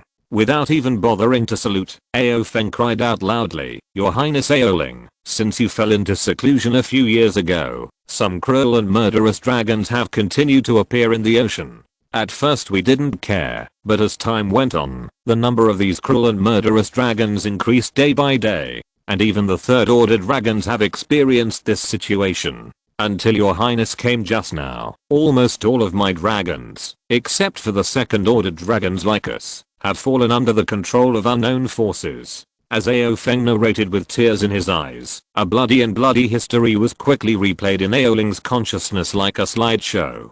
This was a personal experience from Aofeng's consciousness. The Dragon clan started from Aoshan and was divided into 3 levels of Dragon clans. The first level Dragon clan is the Mahayana Dragon King, based on Aoshan. They symbolize the source of the Dragon clan's bloodline. The second level Dragon clan is the Yuanshan Dragon clan headed by Aoling. They represent the backbone of their respective branch Dragon clans. As for the third order Dragon clan, they are the Giant and Dragon clan below the Yuanshan. They are the basic forces that supplement the major branches of the Dragon clan. Although the Dragon Clan at this time only has the Kanglan clan headed by Aoshan, but adhering to the idea of preparing for a rainy day, as early as after Aoshan unified the ocean, this kind of Dragon Clan rank division has been popular among the entire Dragon Clan. Among the Dragon Clan, the third order Dragon Clan can only communicate through language or text. No mistakes. 1 sentence, 1 post, 1 content, 1 6, 1 9, 1 book, 1 bar. If you rashly communicate with the third order Dragon Clan through consciousness, it will interfere with the consciousness of the third order Dragon Clan. It's okay if it's done occasionally, but if it's done for a long time, it will result in the assimilation of consciousness. Only after reaching the second order Dragon Clan can you communicate quickly in the form of consciousness, but you also need some language assistance to ensure the independence of self-consciousness. Otherwise, the two ancient Dragon Clans continue to communicate in the form of consciousness communication, and the result is that the two ancient Dragon Clans will eventually become one consciousness. As Ao Feng was telling the story, Aoling felt as if he was being stabbed in the heart. The Dragon Clan was created by the hard work of Aoling and Aoshan. Every great leap forward in the development of the Dragon Clan was made possible by the hard work of Aoling. Suddenly, hearing that the Dragon Clan had suffered such heavy damage, this huge blow almost made Aoling's consciousness freeze. However, after all, he was a strong man who had experienced the war of ocean expansion and the battle for supremacy of the sky races. Aoling quickly recovered his mind and will. However, even so, Aoling gritted his teeth and said, "I don't care who you are. I will make you pay a heavy price." Boom. The Dragon Palace dissipated in the deep sea like powder. The violent and bloody killing aura, like a storm, swept around with Aoling as the center. With Aoling's rage, in an instant, in Ao Feng's perception, it seemed as if the entire ocean was dyed blood red, and the sticky blood was like magma, which made people fear from the bottom of their hearts. Thanks to 111 Ming 111 for the reward of 100 Kidian coins. Chapter 67 Chaos Power. Deep in the sea, following Aoling's movements, the entire Dragon Clan, like an elite army gathered together, launched cleanup measures against the marine monsters raging in the ocean under Aoling's command. A large number of marine monsters were controlled by endless negative emotions and thoughts, and they were slaughtering in the ocean. This killing was irregular and directionless. For Li Hao, as long as there were destruction, killing, destruction and other things related to chaos, Li Hao could continue to expand his power to the whole world. All the negative emotions and thoughts related to chaos were branded as the Lord of 10,000 demons, so as to gather them into his own hands. At this time in the prehistoric world, Li Hao represented the collection of negative emotions and thoughts, that is, chaos itself. Compared with those gods or demons who condensed their priesthood in a single direction, Li Hao's priesthood of the Lord of 10,000 demons, which mainly developed in all aspects, had a natural advantage. As the battle between the Dragon Clan and the marine monsters became more intense, the boundless blood color continued to dye the sea red. After the last war of ocean expansion, the ocean fell into endless chaos again. But this chaos is different from the last one. The last chaos was an orderly behavior of Aoshan for the purpose of ruling the ocean. Although there were acts of destruction, killing and destruction in the early process. But when the war was going on, the order belonging to the Dragon Clan was also spreading in the ocean. So the last war was essentially a process of sharp change of order. When the war was over, most negative emotional thinking would turn to positive emotional thinking.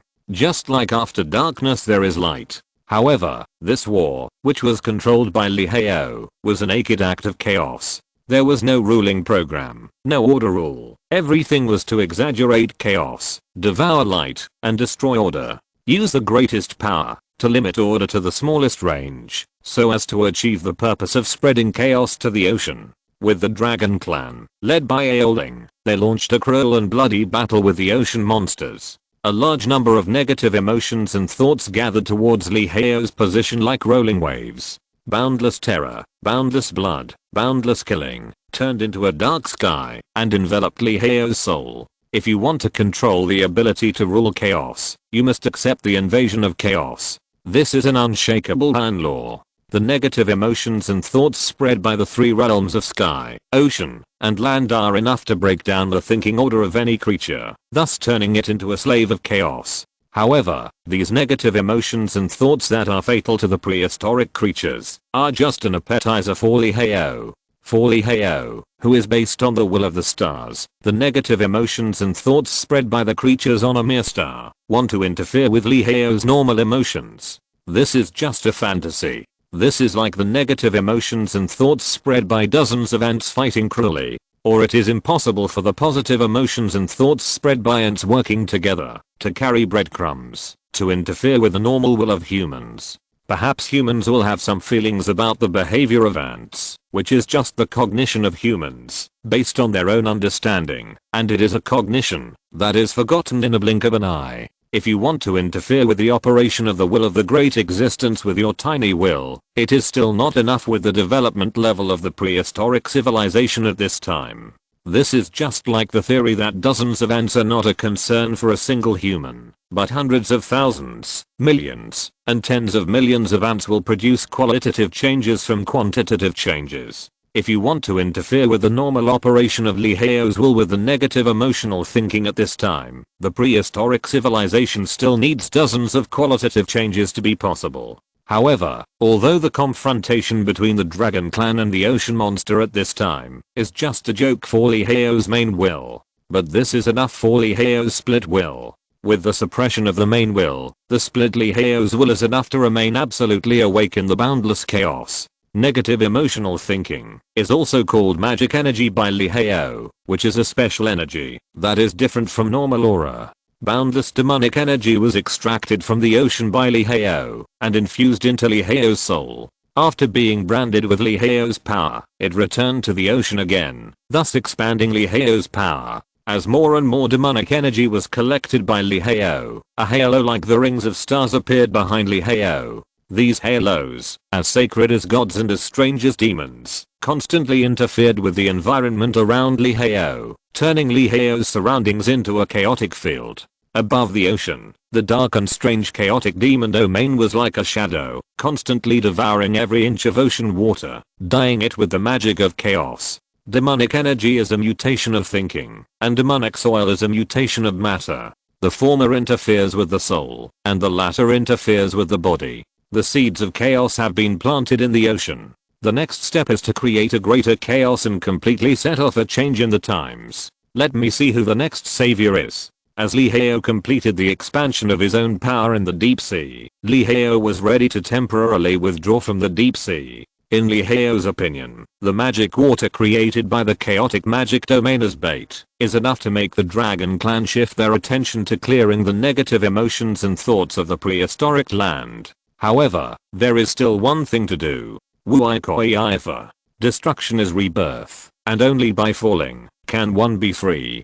Dawn is darkness, and everything is full of demonic nature. Everything is facing doomsday. All the beings in the prehistoric world who yearn for power vent the power given to you by chaos and bring everything into the abyss of chaos. We will eventually move towards the highest in chaos. After a charlatan-like declaration, Liheo unscrupulously spread the existence of power to the powerful Yuanshan in the prehistoric world, telling them a new and powerful method in order to guide the prehistoric planet to quickly step into the era of gods and demons. Chapter 68 Bloodline Power. The dark halo formed by the boundless magic energy is like the halo of stars, emitting boundless power to the surroundings. It distorts the thinking of living beings, distorts the distance of space, distorts the flow of time, and distorts everything, gradually pulling the whole world into a chaotic and dark abyss. As time goes by, Liheo's soul combines with power to form a boundless magic shadow in the prehistoric world,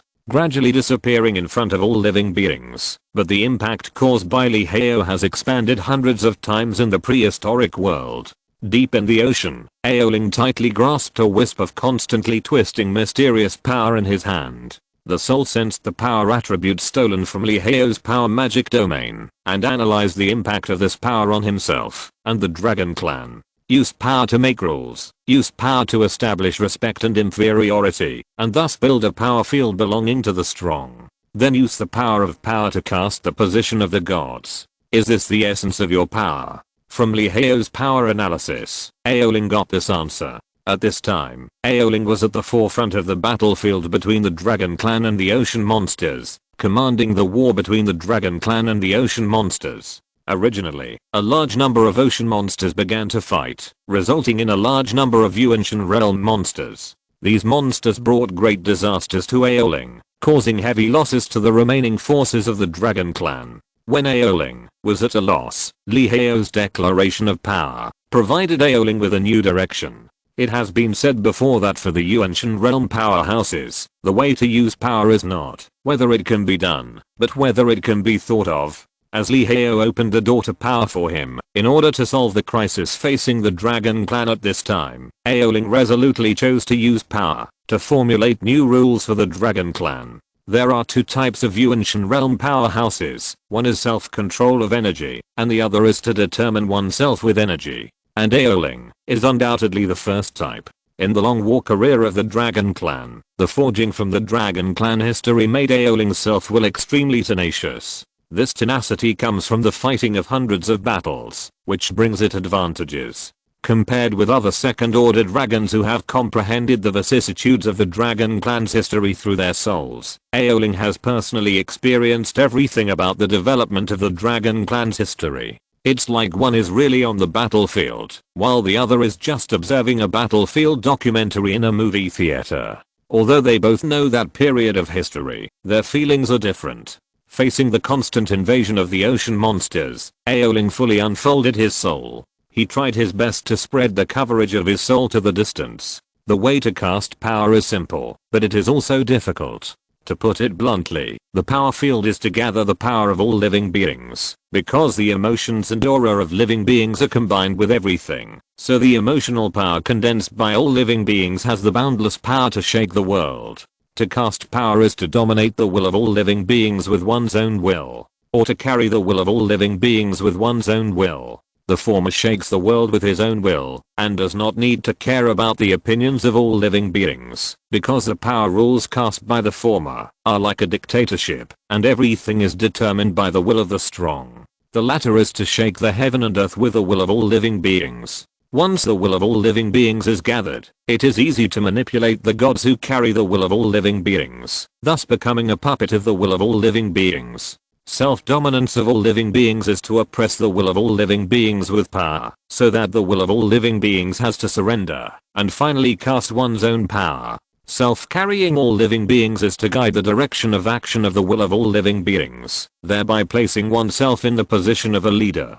The chaotic power cast by Lee Hao is to suppress the will of all living beings in the entire prehistoric world with his own will, thereby destroying their will order, infusing the chaotic power belonging to Lee Hao into the will of all living beings, thereby overriding the will of all living beings with himself. The way that Aoling wants to choose to cast power is the same. It's just that compared to Lee Hao spreading his chaotic power throughout the prehistoric world, and planting the seeds of chaos in the will of all living beings in the prehistoric world, at this time, the power that Aoling can cast can only be passed among the Dragon Clan.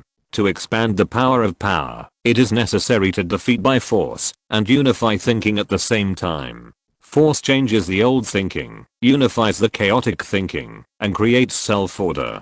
Compared with Lee Hao who executes the power of chaos, Aoling can only execute the rules and order of the power of order. No mistake, one sentence, one post, one content, 1619, one book, one bar. Lee Hao cannot care about the life and death of all the creatures in the whole prehistoric world, but Aoling cannot care about the life and death of the Dragon Clan. At this time, the purpose of Aoling's power is not to control the powerful force, but to quell the unrest in the ocean. Therefore, the power cast by Aoling is the blood power, which is passed on by the blood inheritance in all dragon descendants. In this way, the will of the strong can suppress these dragon descendants who are trapped in chaotic thinking, so as to restore the calm of the ocean. In the ocean, every creature has the dragon heritage from Aoshan in its body. These dragon heritages are constantly spreading and mutating in the reproduction of dragon descendants, thus creating a variety of dragon forms. And now, Aoling is going to use the blood power of his second order dragon clan to influence the Dragon Clan in the entire ocean. As Aoling's soul emerged from his body, the negative emotions and thoughts from the ocean were like a turbulent whirlpool, trying to drag Aoling's soul into the rule of chaotic power, thereby pulling Aoling into the abyss of chaos. Once Aoling could not withstand the pull of the chaotic power, he would instantly fall into the rule of Lihao's thinking and become a puppet in Lihao's hand. However, the power of chaotic power that Aoling faced at this time was not controlled by Lihao himself, so with Aoling's self-will, he could still withstand it. As soon as Aoling's soul appeared in the ocean, the power from chaos began to shake Aoling's clear will. All kinds of killing, destruction, and other negative emotions continued to rise in Aoling's consciousness, and cholera bewitched Aoling's will. However, in the face of this interference from alien thinking, Aoling just snorted coldly. The tenacious will forged by Aoling's many years of war directly shattered the interference of negative emotional thinking. And Aoling's will also suppressed this external thinking under his own will, thus becoming his own power. After suppressing the interference of this external thinking with his own will, Aoling began to prepare to forge the power field. The process of forging the power field is to modify the rules made by others with the rules made by oneself, and then spread this rule to the outside world. The rule of blood power forged by Aoling is that the higher blood pressures the lower blood, that is, the dragon's power. Thanks to ZHU Shy and DAO for the 500 starting coins reward. If you're listening to this novel on a channel other than Fanfic World, it means they downloaded and uploaded it without effort. We cordially invite you to visit our channel, Mundo Fanfic Novelos. There you'll find the original version of this story and you can explore many other novels of various genres. We're waiting for you to immerse yourself in a world of incredible novels. Chapter 69 Power Rules. Deep Sea. As Aoling's blood power gradually forged, the blood pressure from the high-level dragon clan was like a sun that was constantly being born, with Aoling as the center, spreading to the surroundings. A brilliant golden halo began to form faintly behind Aoling. As the golden halo took shape, the negative emotions and thoughts that permeated the surroundings began to gradually twist, deform, and then be destroyed. A large number of wars and fights caused by Lihao's chaotic power gradually calmed down under the suppression of Longwendy. Aoling only forged the power of blood power in a short moment, although the blood power at this time did not have the terrible power of Lihao's chaotic power, because the scope of passage was too narrow. But only when there is a beginning can there be everything that follows. In Aoling's Yuanshan perception, as the blood power was forged, his will seemed to be like a tiger with wings, sweeping and expanding around, and this kind of thought-provoking pleasure made Aoling breathe a sigh of relief.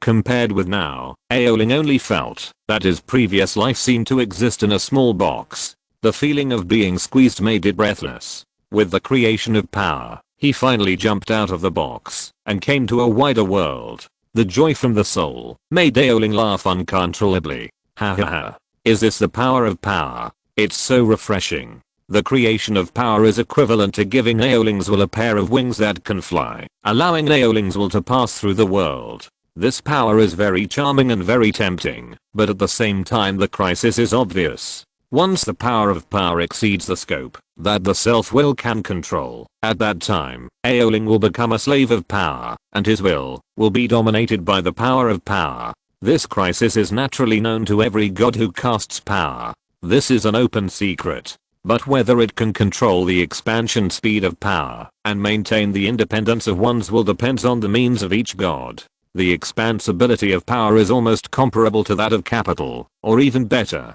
If capital is out of control, you can choose to get rid of its control by committing suicide. However, once the power of power gets out of control, the gods will not even have a choice, and can only be driven by power to move forward. Even if the will of the gods perishes, the power of power will also give birth to a new god's will, based on the memory of the previous generation. The price paid to eliminate a power can refer to the price paid to eliminate all kinds of human bad habits. Only the blood of living beings and the fearless will of terror can eliminate the power of power. In the ocean, as Aoling cast the blood power, the power of blood power began to expand and devour.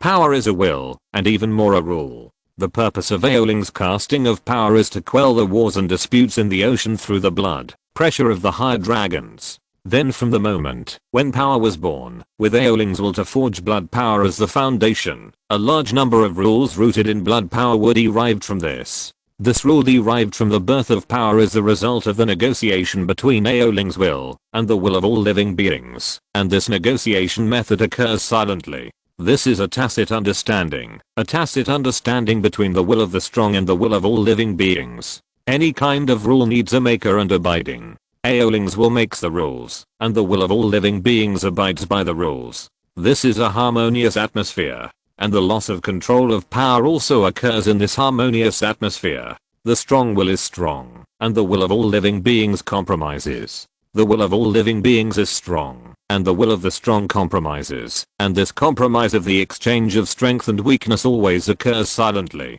Like boiling a frog in warm water, when the rule maker finds that he can no longer control the dominant power. It is generally when the situation is completely out of control. The power of power is guided by Lihao. Although Lihao cannot say that he knows all the advantages and disadvantages of the power of natural power, he also knows most of them. No matter how the development of power changes, there is only one thing that remains unchanged. That is, the Tao disappears, and the devil rises, and the Tao rises and the devil disappears. Only the will of the strong can control the will of all living beings. As for what exactly is the will of the strong, this question can only be answered by the gods who control power. This is the early stage of the birth of power. Compared with the will of all living beings controlled by Aoling at this time, Aoling's will is incredibly powerful. The field formed by the power aura is centered on Aoling and expands to the surroundings. The negative emotional thoughts that permeate the ocean are twisted and shattered by the power aura, thus becoming Aoling's power. This might from the power of blood seems to be unstoppable, clearing away the chaotic power that Lihao has instilled into the ocean bit by bit. The order belonging to the power of blood is constructed in the ocean, constructed in the will of living beings, beginning to construct in the souls of all living things. With the combination of emotional power and aura, in the eyes of the strong at the level of Yuan Shen realm, the barrier between soul and matter has become increasingly blurred. Matter can affect soul, and soul can also affect matter. And now, the expansion process of Aoling's blood power is a process of matter affecting soul. Dragon blood exists on the material body of living beings, but blood power interferes with the soul of living beings through the material body. In this way, the blood pressure of the higher dragon clan is rooted in the soul of the lower dragon clan. As the rules of Aoling's blood power take root in the will of those dragon descendants, an unshakable order is formed in their souls. No mistakes, one sentence, one content, one six, one book, one bar. This order is like instinct and cannot be broken free. Once you accept the power from the dragon blood, you will be bound and controlled by this order, and thus submit to the higher dragon clan. Roar. A dragon roar like the wrath of heaven spread to the entire ocean in the deep sea. Suddenly, all the creatures that came into contact with the rules of power order stopped fighting each other like quails. The trembling from the soul, like the gaze of a god, made them tremble with fear. At this time, Aoling, who had forged the power of blood, already possessed a part of the power of the gods. Just a dragon roar could completely suppress the turmoil in the entire ocean, so that his will could be passed on to the entire dragon clan. And such power only came from the power that had just been born. Thinking of this, for some reason, an inexplicable desire suddenly rose in the depths of Aoling's heart. Chapter 70 The Great Tribulation begins. In the Hangliang Sea, a huge dragon turtle swam in the endless deep sea, and a golden halo surrounded the dragon turtle like the corona of the sun. The color of the power of order created by positive emotional thinking is golden, and the color of the power of chaos created by negative emotional thinking is black. As for why there are these two colors, there is actually no deep meaning. It is just because in Lihao's consciousness, gold represents holiness, and black represents evil. So the form of power on the Hangliang star is divided into these two colors. As the actual master of the Hangliang star, Lihao's will is almost always affecting the development and changes of the Hangliang star. Sometimes, even if it is just an action, or even a thought, it will be presented thousands of times on the Hangliang star, thus causing the number of days on the Hangliang star to change. The bright light like the sun spreads from Aoling's body and spreads towards the ocean. And as the sacred light spreads around the ocean, there are also the rules of blood power. This power centered on Aoling's will is like an all-pervasive mind. It purifies the chaotic will of the ocean monsters, thus bringing the turbulent ocean monsters back into the rule of the dragon clan. Countless ocean monsters seemed to be inspired and stopped fighting one after another, and then followed behind Aoling, forming a mighty dragon army. Aoling was in the middle, with the high-level dragons in the Yuanshan realm as guards, and the low-level dragons in the Jindan realm as soldiers. In this way, everything Aoling did and thought became a reality. Wherever Aoling passed, countless ocean monsters surrendered and were covered by Aoling's power. When a large number of dragon wills submitted to Aoling's power, Aoling's blood power became stronger and stronger like a balloon. The power condensed by the dragon will supported Aoling's will to gradually ascend to the position of a god. Thus, he was above the will of all living beings, and then controlled the thoughts and ideas of the entire dragon clan, and brought the dragon clan under his will. This feeling of rapid strength was very wonderful. At this time, as the ocean monsters continued to submit to Aoling's power, the power of being above all living beings, and controlling the life and death of all living beings made Aoling almost crazy. No, there is a problem. There must be a problem. Damn it. As Aoling unscrupulously expanded the power of bloodline power, the will of all living beings was incorporated into the bloodline power by Aoling. The host-guest position between the will of all living beings and the will of Aoling was gradually tilted. The proportion of the will of all living beings in power was gradually expanding, while the proportion of the will of Aoling was constantly shrinking, and even the will of all living beings had a tendency to become the host. As Aoling's will was gradually submerged by the will of all living beings, the devil's voice of the cholera mind sounded faintly in Aoling's soul, like a song calling for the return of the wanderer, constantly pulling Aoling's soul towards the dark abyss. The sacred golden corona was stained by the pitch black darkness, and the halo that illuminated the world like light gradually fell into the darkness. The power of chaos began to rise in the ocean again. Fighting, destruction, and destruction were reborn in the mind. Under the premise that Aoling's soul gradually became a demon, Li Hao's chaotic power ignited the war in the ocean again like a resurgence. When the ocean was about to fall into the abyss of chaos again, the great will from space followed Aoling's traces and descended into Aoling's soul. As if the will was as firm and unshakable as a sea stabilizing needle, it severely suppressed the chaos that gradually rose in Aoling's soul and forcibly pulled Aoling back from the edge of the devil. Above the stars in space, Aoling's consciousness woke up from the muddle, and the first thing he saw when he woke up was Aoshan's lonely figure looking at the void of the universe. "Brother, thank you this time," Aoling said to Aoshan in a low voice. The voice was filled with an inexplicable sense of irritation. "Brothers, there's no need to be so polite. What happened to you this time? If I hadn't been observing the turmoil in the ocean, I'm afraid you would have fallen into endless chaos." Aoshan retracted his gaze from the empty universe and said to Aoling with a slightly reprimanding tone. Aoling stood up from the surface of the star and soon came to Aoshan's side, shook his head and said, "I was a little arrogant this time. I really didn't expect that the power could actually impact my will and make me fall into a state of being unable to control myself. Power. Yes, this power from that guy gave me the goal of becoming stronger, but it almost dragged me into the abyss completely. What do you think of power? It can be used, but use it with caution. Then can I use power to descend to the prehistoric world again? No mistakes. One post, one content, one book, one bar, 1619, one book, one bar, one look." At this point, Aoling obviously hesitated for a moment, and then said cautiously, "It should be possible, but it can only come in another way. It is impossible to come in the original form. After all, your original form is too huge. Once you come rashly, it will cause the destruction of the entire prehistoric world."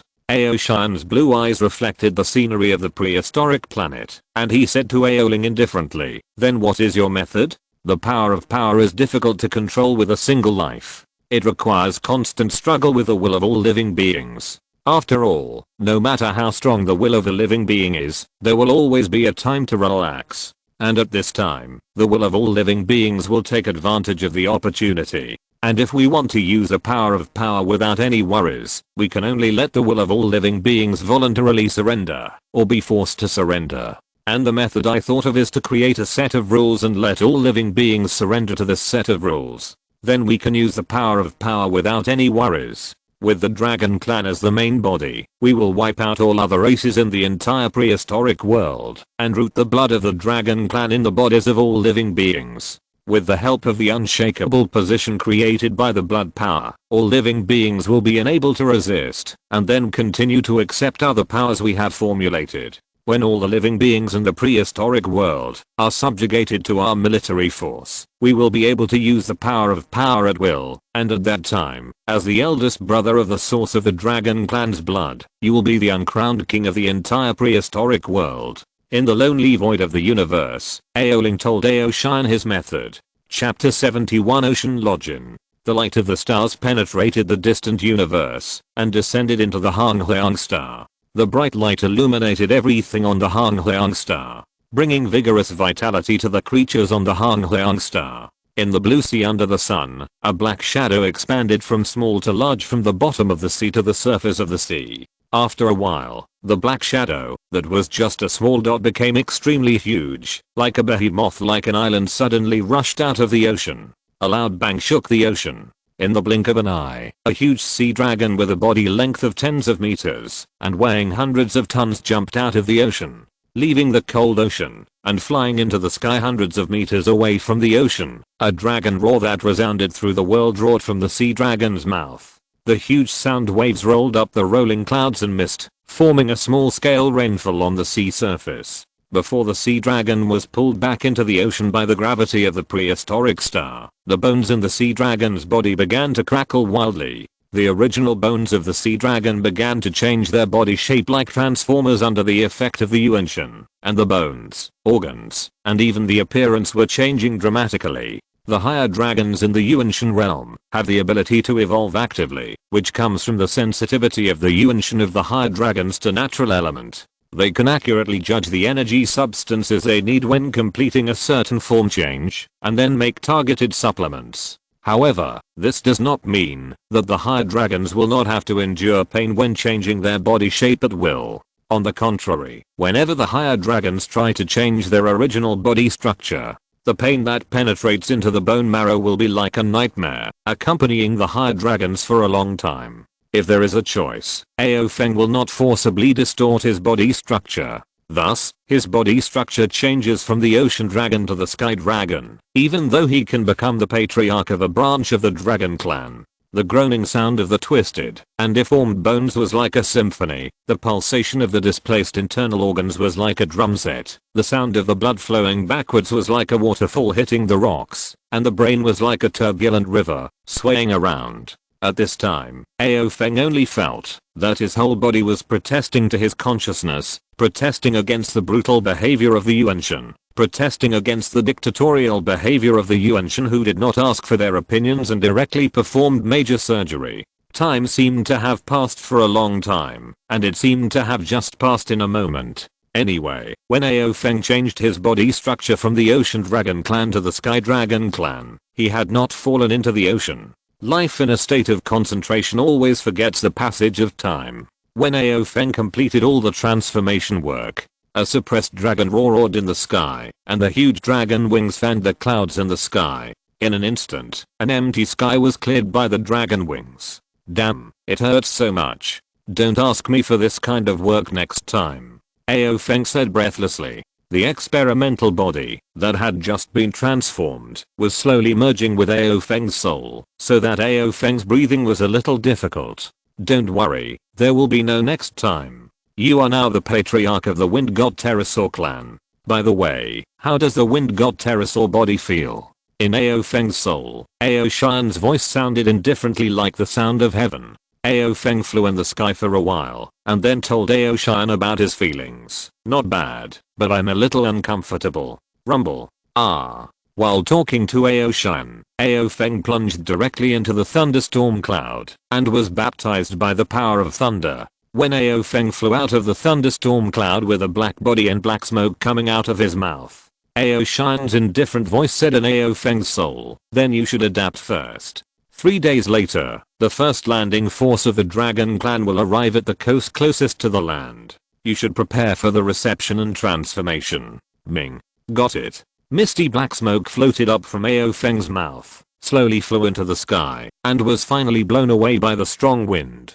3 days later, it was another sunny day. In the ocean, large tracts of black shadows kept approaching the prehistoric land, and above the sky, Ao Feng's huge wind god pterosaur body soared in the sky. The powerful power of the soul enveloped the entire coast, waiting for the arrival of the dragon descendants and the lower dragons. As time went on, when the sun reached the center of the sky, groups of dragon descendants with streamlined bodies and solid scales on their bodies officially arrived at the beach coast. Soon, the entire beach was occupied by densely packed dragon descendants. No mistakes in one song, one post, one content, one book, one bar, 1619, one book, one bar, one look. At this time, these dragon descendants were frantically flapping their limbs, bubbles constantly coming out of their mouths, and they looked like they were about to die. As the lowest level of the dragon race, dragon descendants are a group of creatures with no intelligence at all.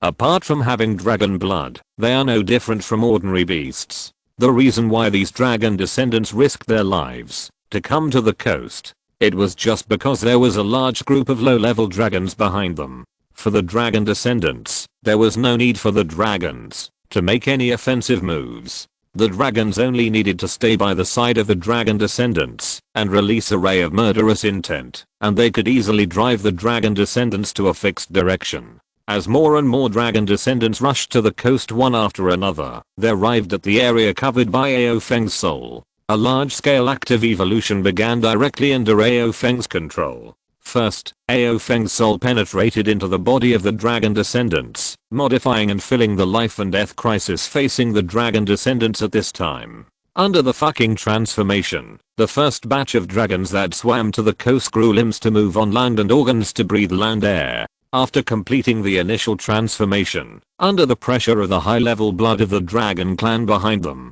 these dragons who gained mobility could not wait to move inland. After the first batch of dragons vacated the land, the next batch of dragons landed on the beach again. Then they accepted Ao Feng's transformation. Of course, Ao Feng's transformation is not foolproof. After all, Ao Feng is just a gene butcher without any experience. Not long after the first batch of dragons who had completed the transformation landed on land, they died everywhere for various reasons. In less than 7 days, the first batch of 100,000 dragons who landed on land were officially wiped out. After absorbing the experience of the death of the first batch of dragons, Ao Feng began to transform the body structure of the second batch of dragons. Chapter 72 Bloody Massacre. 100,000, 200,000, 300,000, 400,000, 1 million, 2 million, 3 million. A huge number of dragons were driven by the dragons in the ocean to this narrow beach.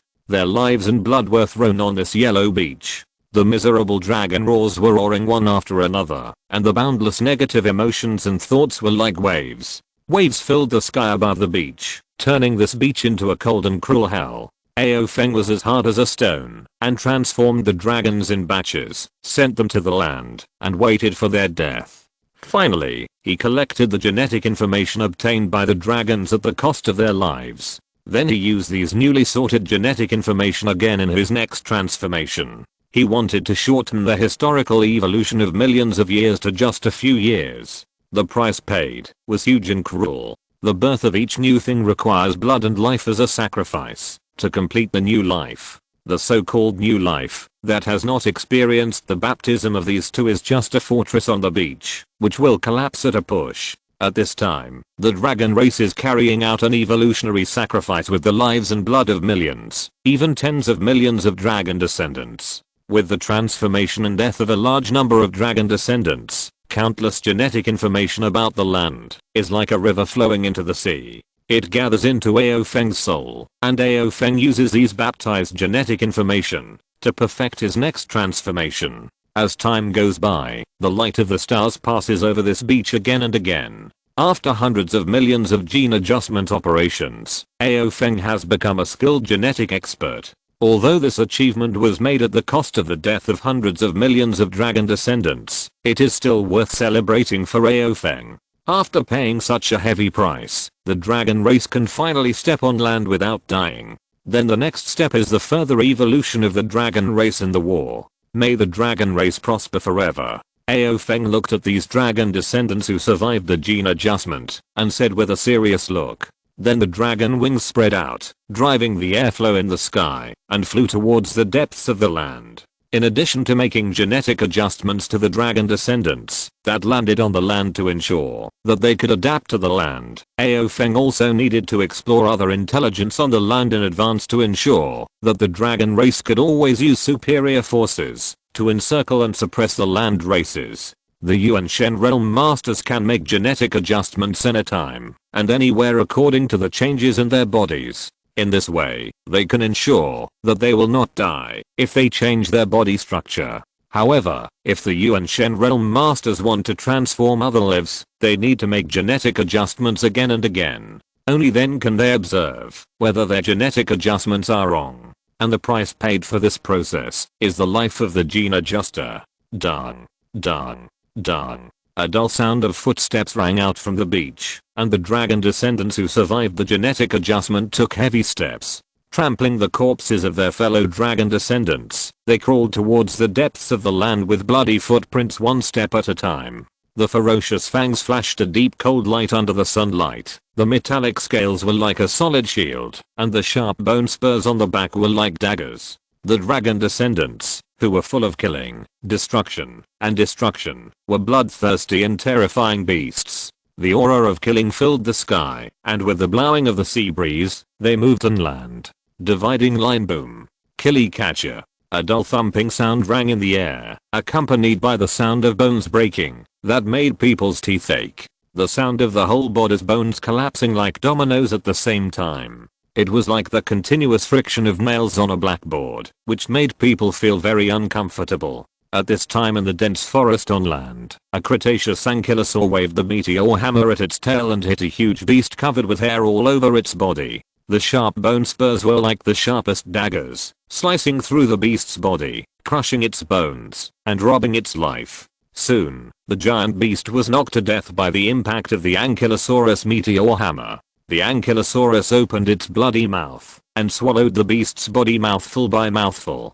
Scarlet blood kept dripping from the Ankylosaurus mouth. As the Ankylosaurus continued to eat, soon the huge beast disappeared into the Ankylosaurus stomach. At this time, all the dragon descendants who entered the land were almost pure carnivores. No mistake. One post, one content, 1619, one book, one bar. Take a look. This method of gene adjustment is just to enable the dragon race to obtain the largest data gene library at the fastest speed. The genetic information of these land races killed and swallowed by the dragon descendants will be received by Ao Feng in the sky, thus adding new changes to the blood of the dragon race. As the killing like that of the Ankylosaur continued to expand on the land, the number of land races was frantically devoured by the dragon descendants at a speed visible to the naked eye. As the Ankylosaur completely devoured the giant beast, a loud dragon roar roared out from the Ankylosaur's mouth. Soon, the sound of dragon roars rang out in this dense forest, and in these dragon roars, the combat situation of the dragon descendants was quickly transmitted. In the sky, Ao Feng danced with dragon wings and soared in the sky. The huge Yuan Shen was like a radar detector, searching for the powerful breath on the land and marking these powerful breaths one by one. Then, through the blood power left by Aoling in his Yuan Shen, the distribution map of the strong on the land was transmitted to Aoling's Yuan Shen, so that Aoling and Ao Shan could formulate a battle plan. Compared with the land beasts with the same IQ as the dragon descendants, those prehistoric beasts with simple wisdom are the main targets of the dragon clan. The task of the dragon descendants is to collect genetic information on the land through fighting and killing, and enrich the blood power of the dragon clan. The mission of the intelligent dragon race is to eliminate those powerful prehistoric beasts at designated locations, thus ensuring that the dragon race is the only one on the prehistoric planet. Looking at those powerful beasts that he had marked, Ao Feng stared at them with indifference. In the prehistoric world, as long as there is one dragon race, it is enough. We don't need other races to compete with us for this world. The dragon wings tilted slightly, and Ao Feng's body soared towards the higher sky. Not long after Ao Feng left the original place, a spirit beast like a heavenly dog suddenly attacked. A powerful flame like the raging fire of purgatory burned the air in the sky, turning the sky centered on the heavenly dog into a black area. Chapter 73 Thought Obliteration. Darkness. Endless darkness spread to the surrounding sky with Xiangao as the center. The light from the stars was gradually obscured by the darkness. The light of the sun was swallowed up bit by bit by the dark abyss, and it continued to disappear in the sky. Soon, part of the prehistoric land was completely in darkness. In the dark sky, two blood-red suns brought scarlet light to the prehistoric land, and endless bloody air filled the world. Xiangao looked at the dragon descendants raging on the prehistoric land, and an unknown anger surged in his heart. Roar. The roar that shook the world carried the power of the dark power, swallowing the dragon descendants raging on the earth, pulling them into the endless darkness, and thus becoming part of the darkness. When Li Hao showed the power of power, not only Aoling knew the way to condense the power, but basically all the strong people who reached the Yuanshan realm knew the way to condense the power, and they knew the pros and cons of the power. But not every living being can be as lucky as Aoling, who was saved by a stronger will when he was about to fall into the devil. Tengu is a typical example of a person whose sanity was overwhelmed by the power of authority, and there are many Yuanshan realm masters like Tengu on the prehistoric land. After all, the temptation of rapid strength increase is too great. Yuanshan realm masters are very confident. They believe that they can control the power of authority, so they stand by and watch when the Dragonborn slaughter the land races. And with the help of the negative emotional thinking caused by the Dragonborn slaughter, they can improve their own power. And now, it is obvious that Tengu has gone too far. The crazy increase in power has caused Tengu's self-will to be unable to keep up with the growth rate of power, so that Tengu cannot suppress the rapidly rising will of all living beings. Under such circumstances, Tengu, who should have been hiding in the corners waiting for the catastrophe to pass, rushed to the front rashly and confronted the dragon clan head-on. Power is a shortcut to increase strength, but since it is a shortcut, it is not something that can be taken casually. If you are not careful, you will end up in an irreparable situation. Because of the killing of the Dragonborn, a large number of negative emotions and thoughts were born. Tengu strengthened his dark power by absorbing negative emotions and thoughts. The out-of-control dark power coerced Tengu to directly confront the powerful dragon clan. In this process, it is no longer a superficial problem between Tengu and the dragon clan. Instead, it is a revenge war launched by the agent named Tengu who bears the resentment of all living beings towards the dragon clan. However, the will of all living beings carried by Tengu against the expansion power of the dragon clan is destined to be tragic. After Rao Feng avoided the sneak attack of Tengu and flew into the vaster sky, the other wind god pterosaurs hovering in the nearby airspace flew quickly towards the airspace where Rao Feng was, as if they had received some orders. Above the dark sky, covered by the dark power, Rao Feng looked at Tengu with cold eyes. Looking at the Tengu who was casually killing the dragonborn of the prehistoric land. A beast is a beast. Even if it has great power, it is just a humble beast. Rao Feng's soul sensed the other wind god pterosaurs that were constantly approaching with him as the center. The dragon wings stretched out to the extreme in the sky, and the metallic scales shone brightly under the sunlight. You won't be proud for long. Enjoy the rest of your time. In space, Aoshin and Aoling stood on the lonely stars, using their souls and blood power to observe everything that happened in the prehistoric star in detail. Although Aoshin could see everything in the prehistoric star through the power of his soul, this observation was extremely vague. It was like a nearsighted person who could know that there were living beings there. Perhaps he could also identify a few familiar people by relying on his familiarity with the breath of living beings, but he had no way to see those unfamiliar living beings clearly. Now, with the help of the blood power, Aoshin can use the power of the blood power. Relying on the dragons that exist in various parts of the prehistoric world, he can clearly see the prehistoric scenery near the dragons. Thus, these scenes form a grid-like screen to help him understand the entire prehistoric world. As time goes by, more and more prehistoric beasts are coerced by the will of all living beings and appear on the stage to engage in a head-on confrontation with the dragon clan. Even those powerful Yuanshan realm masters who can resist the temptation of strength improvement are marked one by one in front of Aoshin. With the Yuanshan realm masters of the entire land completely exposed to the dragon clan, Aoshan said lightly, the final annihilation begins. As Aoshan's order was conveyed in the blood, an invisible large net began to slowly appear in the prehistoric sky. This large net is called the blood net. The existence of the blood net is a dragon artifact forged with the dragon blood as the foundation point and the Yuanshan as the connecting thread. No mistake, one song, one post, one content, one book, one bar. And the power source supporting the blood net is the existence of the blood power. After Aolin condensed the blood power out of control, Aoshan took over the control of the blood power.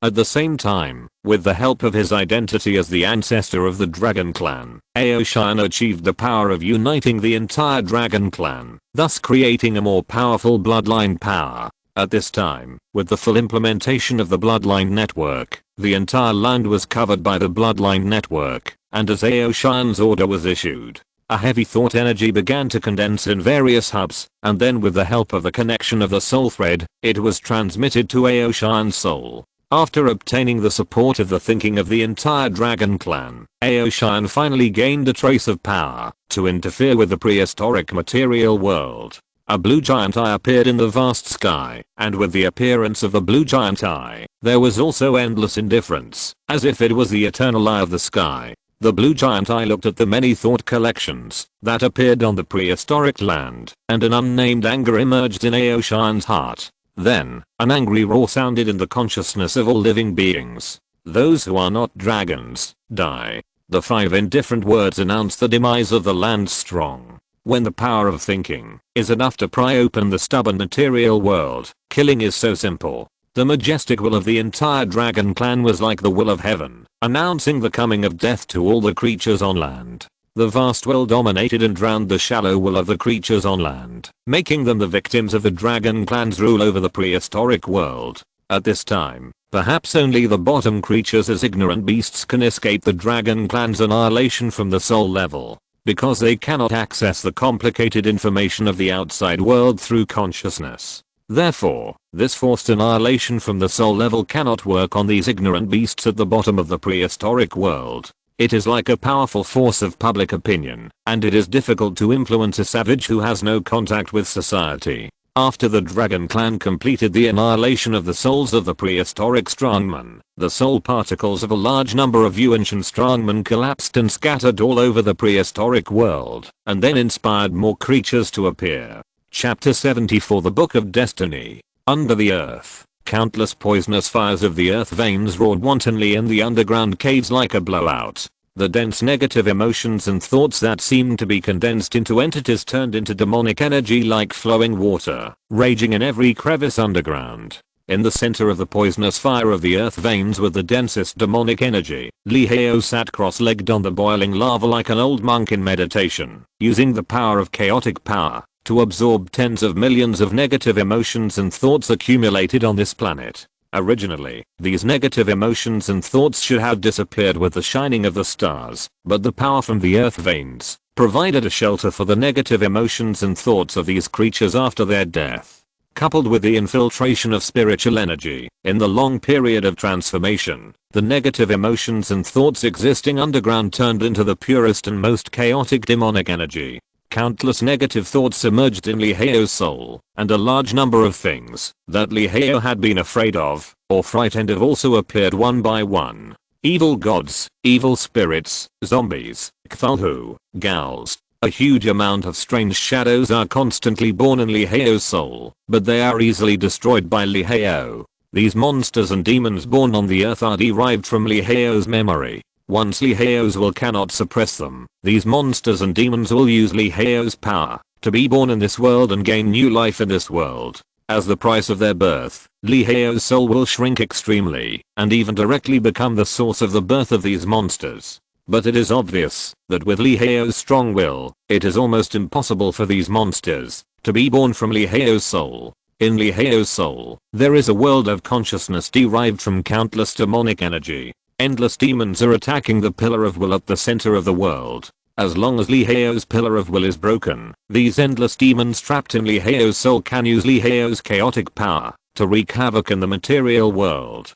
However, no matter how these demons roared, and how desperate they were, once they approached the 10,000 meter radius of the Pillar of Will, they would be crushed to pieces by the infinite divine power, and eventually become part of the chaotic power. In the earth veins, when Lihao was playing games with countless demons underground, the thought obliteration from the dragon clan of the prehistoric world was like a tsunami wave, raging across the entire prehistoric land. It even penetrated the isolation of the earth vein power, and reached where Lihao was. In an instant, an inexplicable sense of guilt emerged in Lihao's soul. At this moment, Lihao felt that his existence was a sin. As long as he existed, he was unforgivable. He was the embodiment of sin. Only death could get rid of and cleanse his sins. Faced with this interference from the outside world, Lihao snorted coldly, and suddenly the guilt that kept emerging from the bottom of his heart disappeared like air. It's a very interesting attack method, but the information contained in it is too little. In the world of consciousness, Lihao looked at the demons that turned into ashes under the dragon's mind erasure, and shook his head helplessly. In Lihao's view, the so-called mind erasure of the dragon race is to concentrate the huge will of a race. In this way, with the force of thunder, the self-will of the creatures is shaken, forcing them to eventually end their lives. This kind of attack has a taste of being condemned by thousands of people, and ending in vain. However, this attack may be effective for creatures in the early stage of the prehistoric times, because the hearts of the creatures of this era are pure. They have not experienced the baptism of heavy history, so as to enrich their knowledge and strengthen their will. Therefore, under this kind of will attack that wins by quantity, there is no room for resistance. In fact, if the dragon's mind erasure at this time is launched towards the earth, it can almost be said that the entire earth can be washed away in an instant, thus turning the earth into a dead star. Mind erasure is a natural enemy for life with a short lifespan and no firm will. No matter how powerful the force is, it is difficult to defend against this attack. However, this is for the earth. For the prehistoric world at this time, this kind of attack is only invincible in the initial stage of the prehistoric world. Once the prehistoric history reaches a peak, those artifacts that can carry the entire history of civilization will appear one after another. At that time, mind erasure is just a means of attack, not a weapon of destruction. It's still too short a time for development, and this world is still too simple. Dividing line above the stars in space, Aoling looked at the scene of the prehistoric higher creatures being annihilated by the mind erasure launched by Aoshan, and a surge of excitement came to his heart. Brother, with this weapon, our dragon race will soon be the most powerful race in the entire prehistoric world. And we will occupy the entire prehistoric world forever. Aoshan looked at the excited Aoling, and poured a basin of cold water on him without caring. No mistakes in one song, one post, one content, one book, one bar, 1619. You are too early to be happy. Although the attack launched by the Blood Network is very powerful, it is not invincible. Once a cohesive race like our dragon race appears again, it will be able to withstand our attack, and then make our attack vanish. After Aoshan's reminder, Aoling quickly came back to his senses from his excitement. The powerful divine power of the dragon race that killed the higher creatures of the entire prehistoric land in an instant, overwhelmed Aoling's mind for a while, making Aoling fall into arrogance. Fortunately, Aoshan's reminder was quite timely, so no serious consequences were caused. After Aoling calmed down, he soon discovered the advantages and loopholes of mind erasure. Mind erasure is to submerge the mind will of a single creature with a huge amount of mind power, so that it cannot bear the power of mind impact, resulting in the collapse of the soul. The advantage is that as long as there are more mind providers, the power of mind erasure can be unlimitedly increased. The loophole is that once the dragon race and the hostile forces form a mutually hostile situation, this power will hardly play a decisive role. Aoling, who had come to his senses, was a little disappointed. He had thought that he had created a peerless artifact that would establish the prehistoric world and build the supreme power of the dragon clan, but in the end, it was just a useless artifact. It was an unparalleled artifact for clearing out the miscellaneous soldiers, but once it encountered an enemy of equal strength, it would be a waste. Aoshan looked at Aoling's regretful expression and encouraged her again. Don't be so depressed. The role of the Blood Network has never been to assist in launching mind attacks. The Blood Network is the foundation for me to forge another artifact. What artifact? Aoling asked in confusion. Living beings can defy everything, but they cannot defy fate. Aoshan looked at the book that was gradually taking shape in his hand and said slowly, Chapter 75, the Imperial Book. Fate. What is fate? Aoling asked Aoshan thoughtfully. What cannot be resisted is fate. What cannot be changed is fate. Fate is the determined end. Aoshan said as he looked at the book in his hand that was constantly taking shape. In the prehistoric land, after the Dragon Clan's thoughts wiped out the ancient realm masters of the entire prehistoric continent, the soul particles scattered by these masters followed the movement of spiritual energy and attached to mountains, rivers, and even the invisible and intangible air. As the souls of the masters were destroyed and combined with matter again, various strange signs of life began to evolve slowly. The rocks began to have some hazy consciousness, and the plants began to derive simple wisdom. All kinds of material structures that were once called dead things began to become full of vitality under the nourishment of the ancient of the masters. At this time, it can be said that the death of the masters on the prehistoric continent created a more prosperous world, a world where all kinds of things compete for freedom. In the sky, the rare Fengtian pterosaurs were tasked with patrolling the prehistoric continent. They had to ensure that there was no life species that did not have dragon blood in the prehistoric continent at this time. Under the patrol and help of the Fengtian pterosaurs, the dragons active in the prehistoric continent were like wanton butchers, cruelly and violently slaughtering those life species that did not have dragon blood in their bodies. These beasts that survived the mental erasure could not escape the pursuit and hunting of the dragons after all. As time went on, all the life species on the entire prehistoric planet were devastated by the dragons. For the dragons, species diversity and cultural diversity were not complex issues that they needed to think about. All they had to do was to obey the order of Aoshan, the ancestor of the dragons, and slaughter all the life species on the entire prehistoric planet without leaving any grass, so that the dragon blood would occupy the entire prehistoric world. As the dragon blood completely occupied all the resources of the entire prehistoric world, Aoshan's plan was steadily advancing.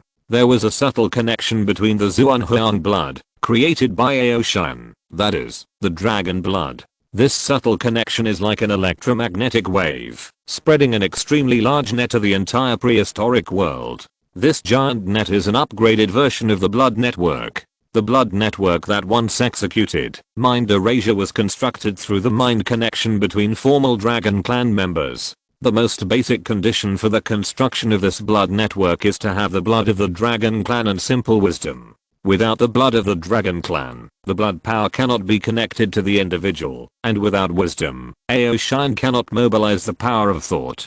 Therefore, although the Blood Network once executed mind erasure and made great contributions to the Dragon Clan, but when it was time to abandon it, Aoshan did not hesitate to abandon it. And now this Blood Network constructed by the entire Dragon Clan, even including the dragon descendants, directly catches all the life species in the entire prehistoric world. Above the stars in space, under the effect of the blood power, Aoshan instantly controlled the history of the blood changes of the entire Dragon Clan. From the lowest dragonborn to the source of dragon blood represented by Aoshan. These layers of division constitute an extremely huge Skynet, which covers the entire prehistoric world. All places where dragon blood exists are included under the rule of the Blood Network. At this time, no other species dares to resist Aoshan's rule. Under this all-round three-dimensional coverage, the surface scenery of the entire prehistoric world finally appeared again in Aoshan's soul.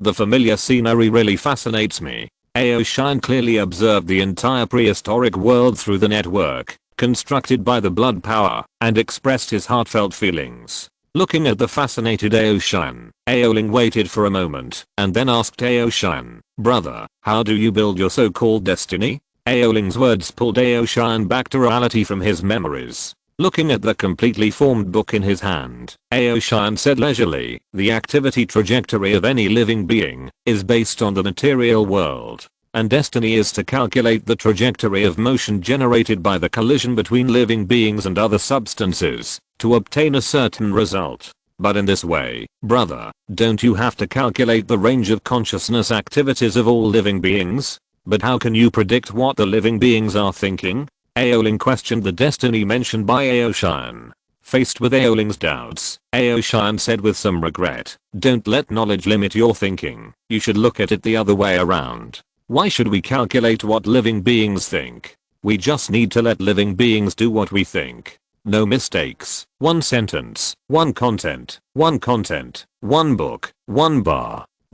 How to understand this? Aoling still asked in confusion. Facing Aoling's confusion, Aoshan breathed a sigh of relief, and then said calmly, what should a creature do when it is hungry? Eat. What should a creature do when it is thirsty? Drink. What should a creature do when it is tired? Sleep. You must remember that the development of every event is inevitably linked to the surrounding things. And the destiny I have constructed is to control the fate of the entire prehistoric world by manipulating this inevitable connection. Through the power of blood, a creature that originally does not need to mate will have the desire to mate. Let a creature that is not thirsty have the desire to be thirsty. A creature that needs to mate finds a thirsty creature by the river. And this is a kind of fate, but this kind of fate is a simple form. And the form of determining the result is to let the creature that needs to mate be overwhelmed by desire, and let the thirsty creature be overwhelmed by hunger and thirst. In this way, under the threat of life, several predictable fate results appear in front of you. At that time, you only need to slightly deflect the power of bloodline power, and you will be able to complete the deviation of the trajectory of fate, thus creating a child that should not have existed.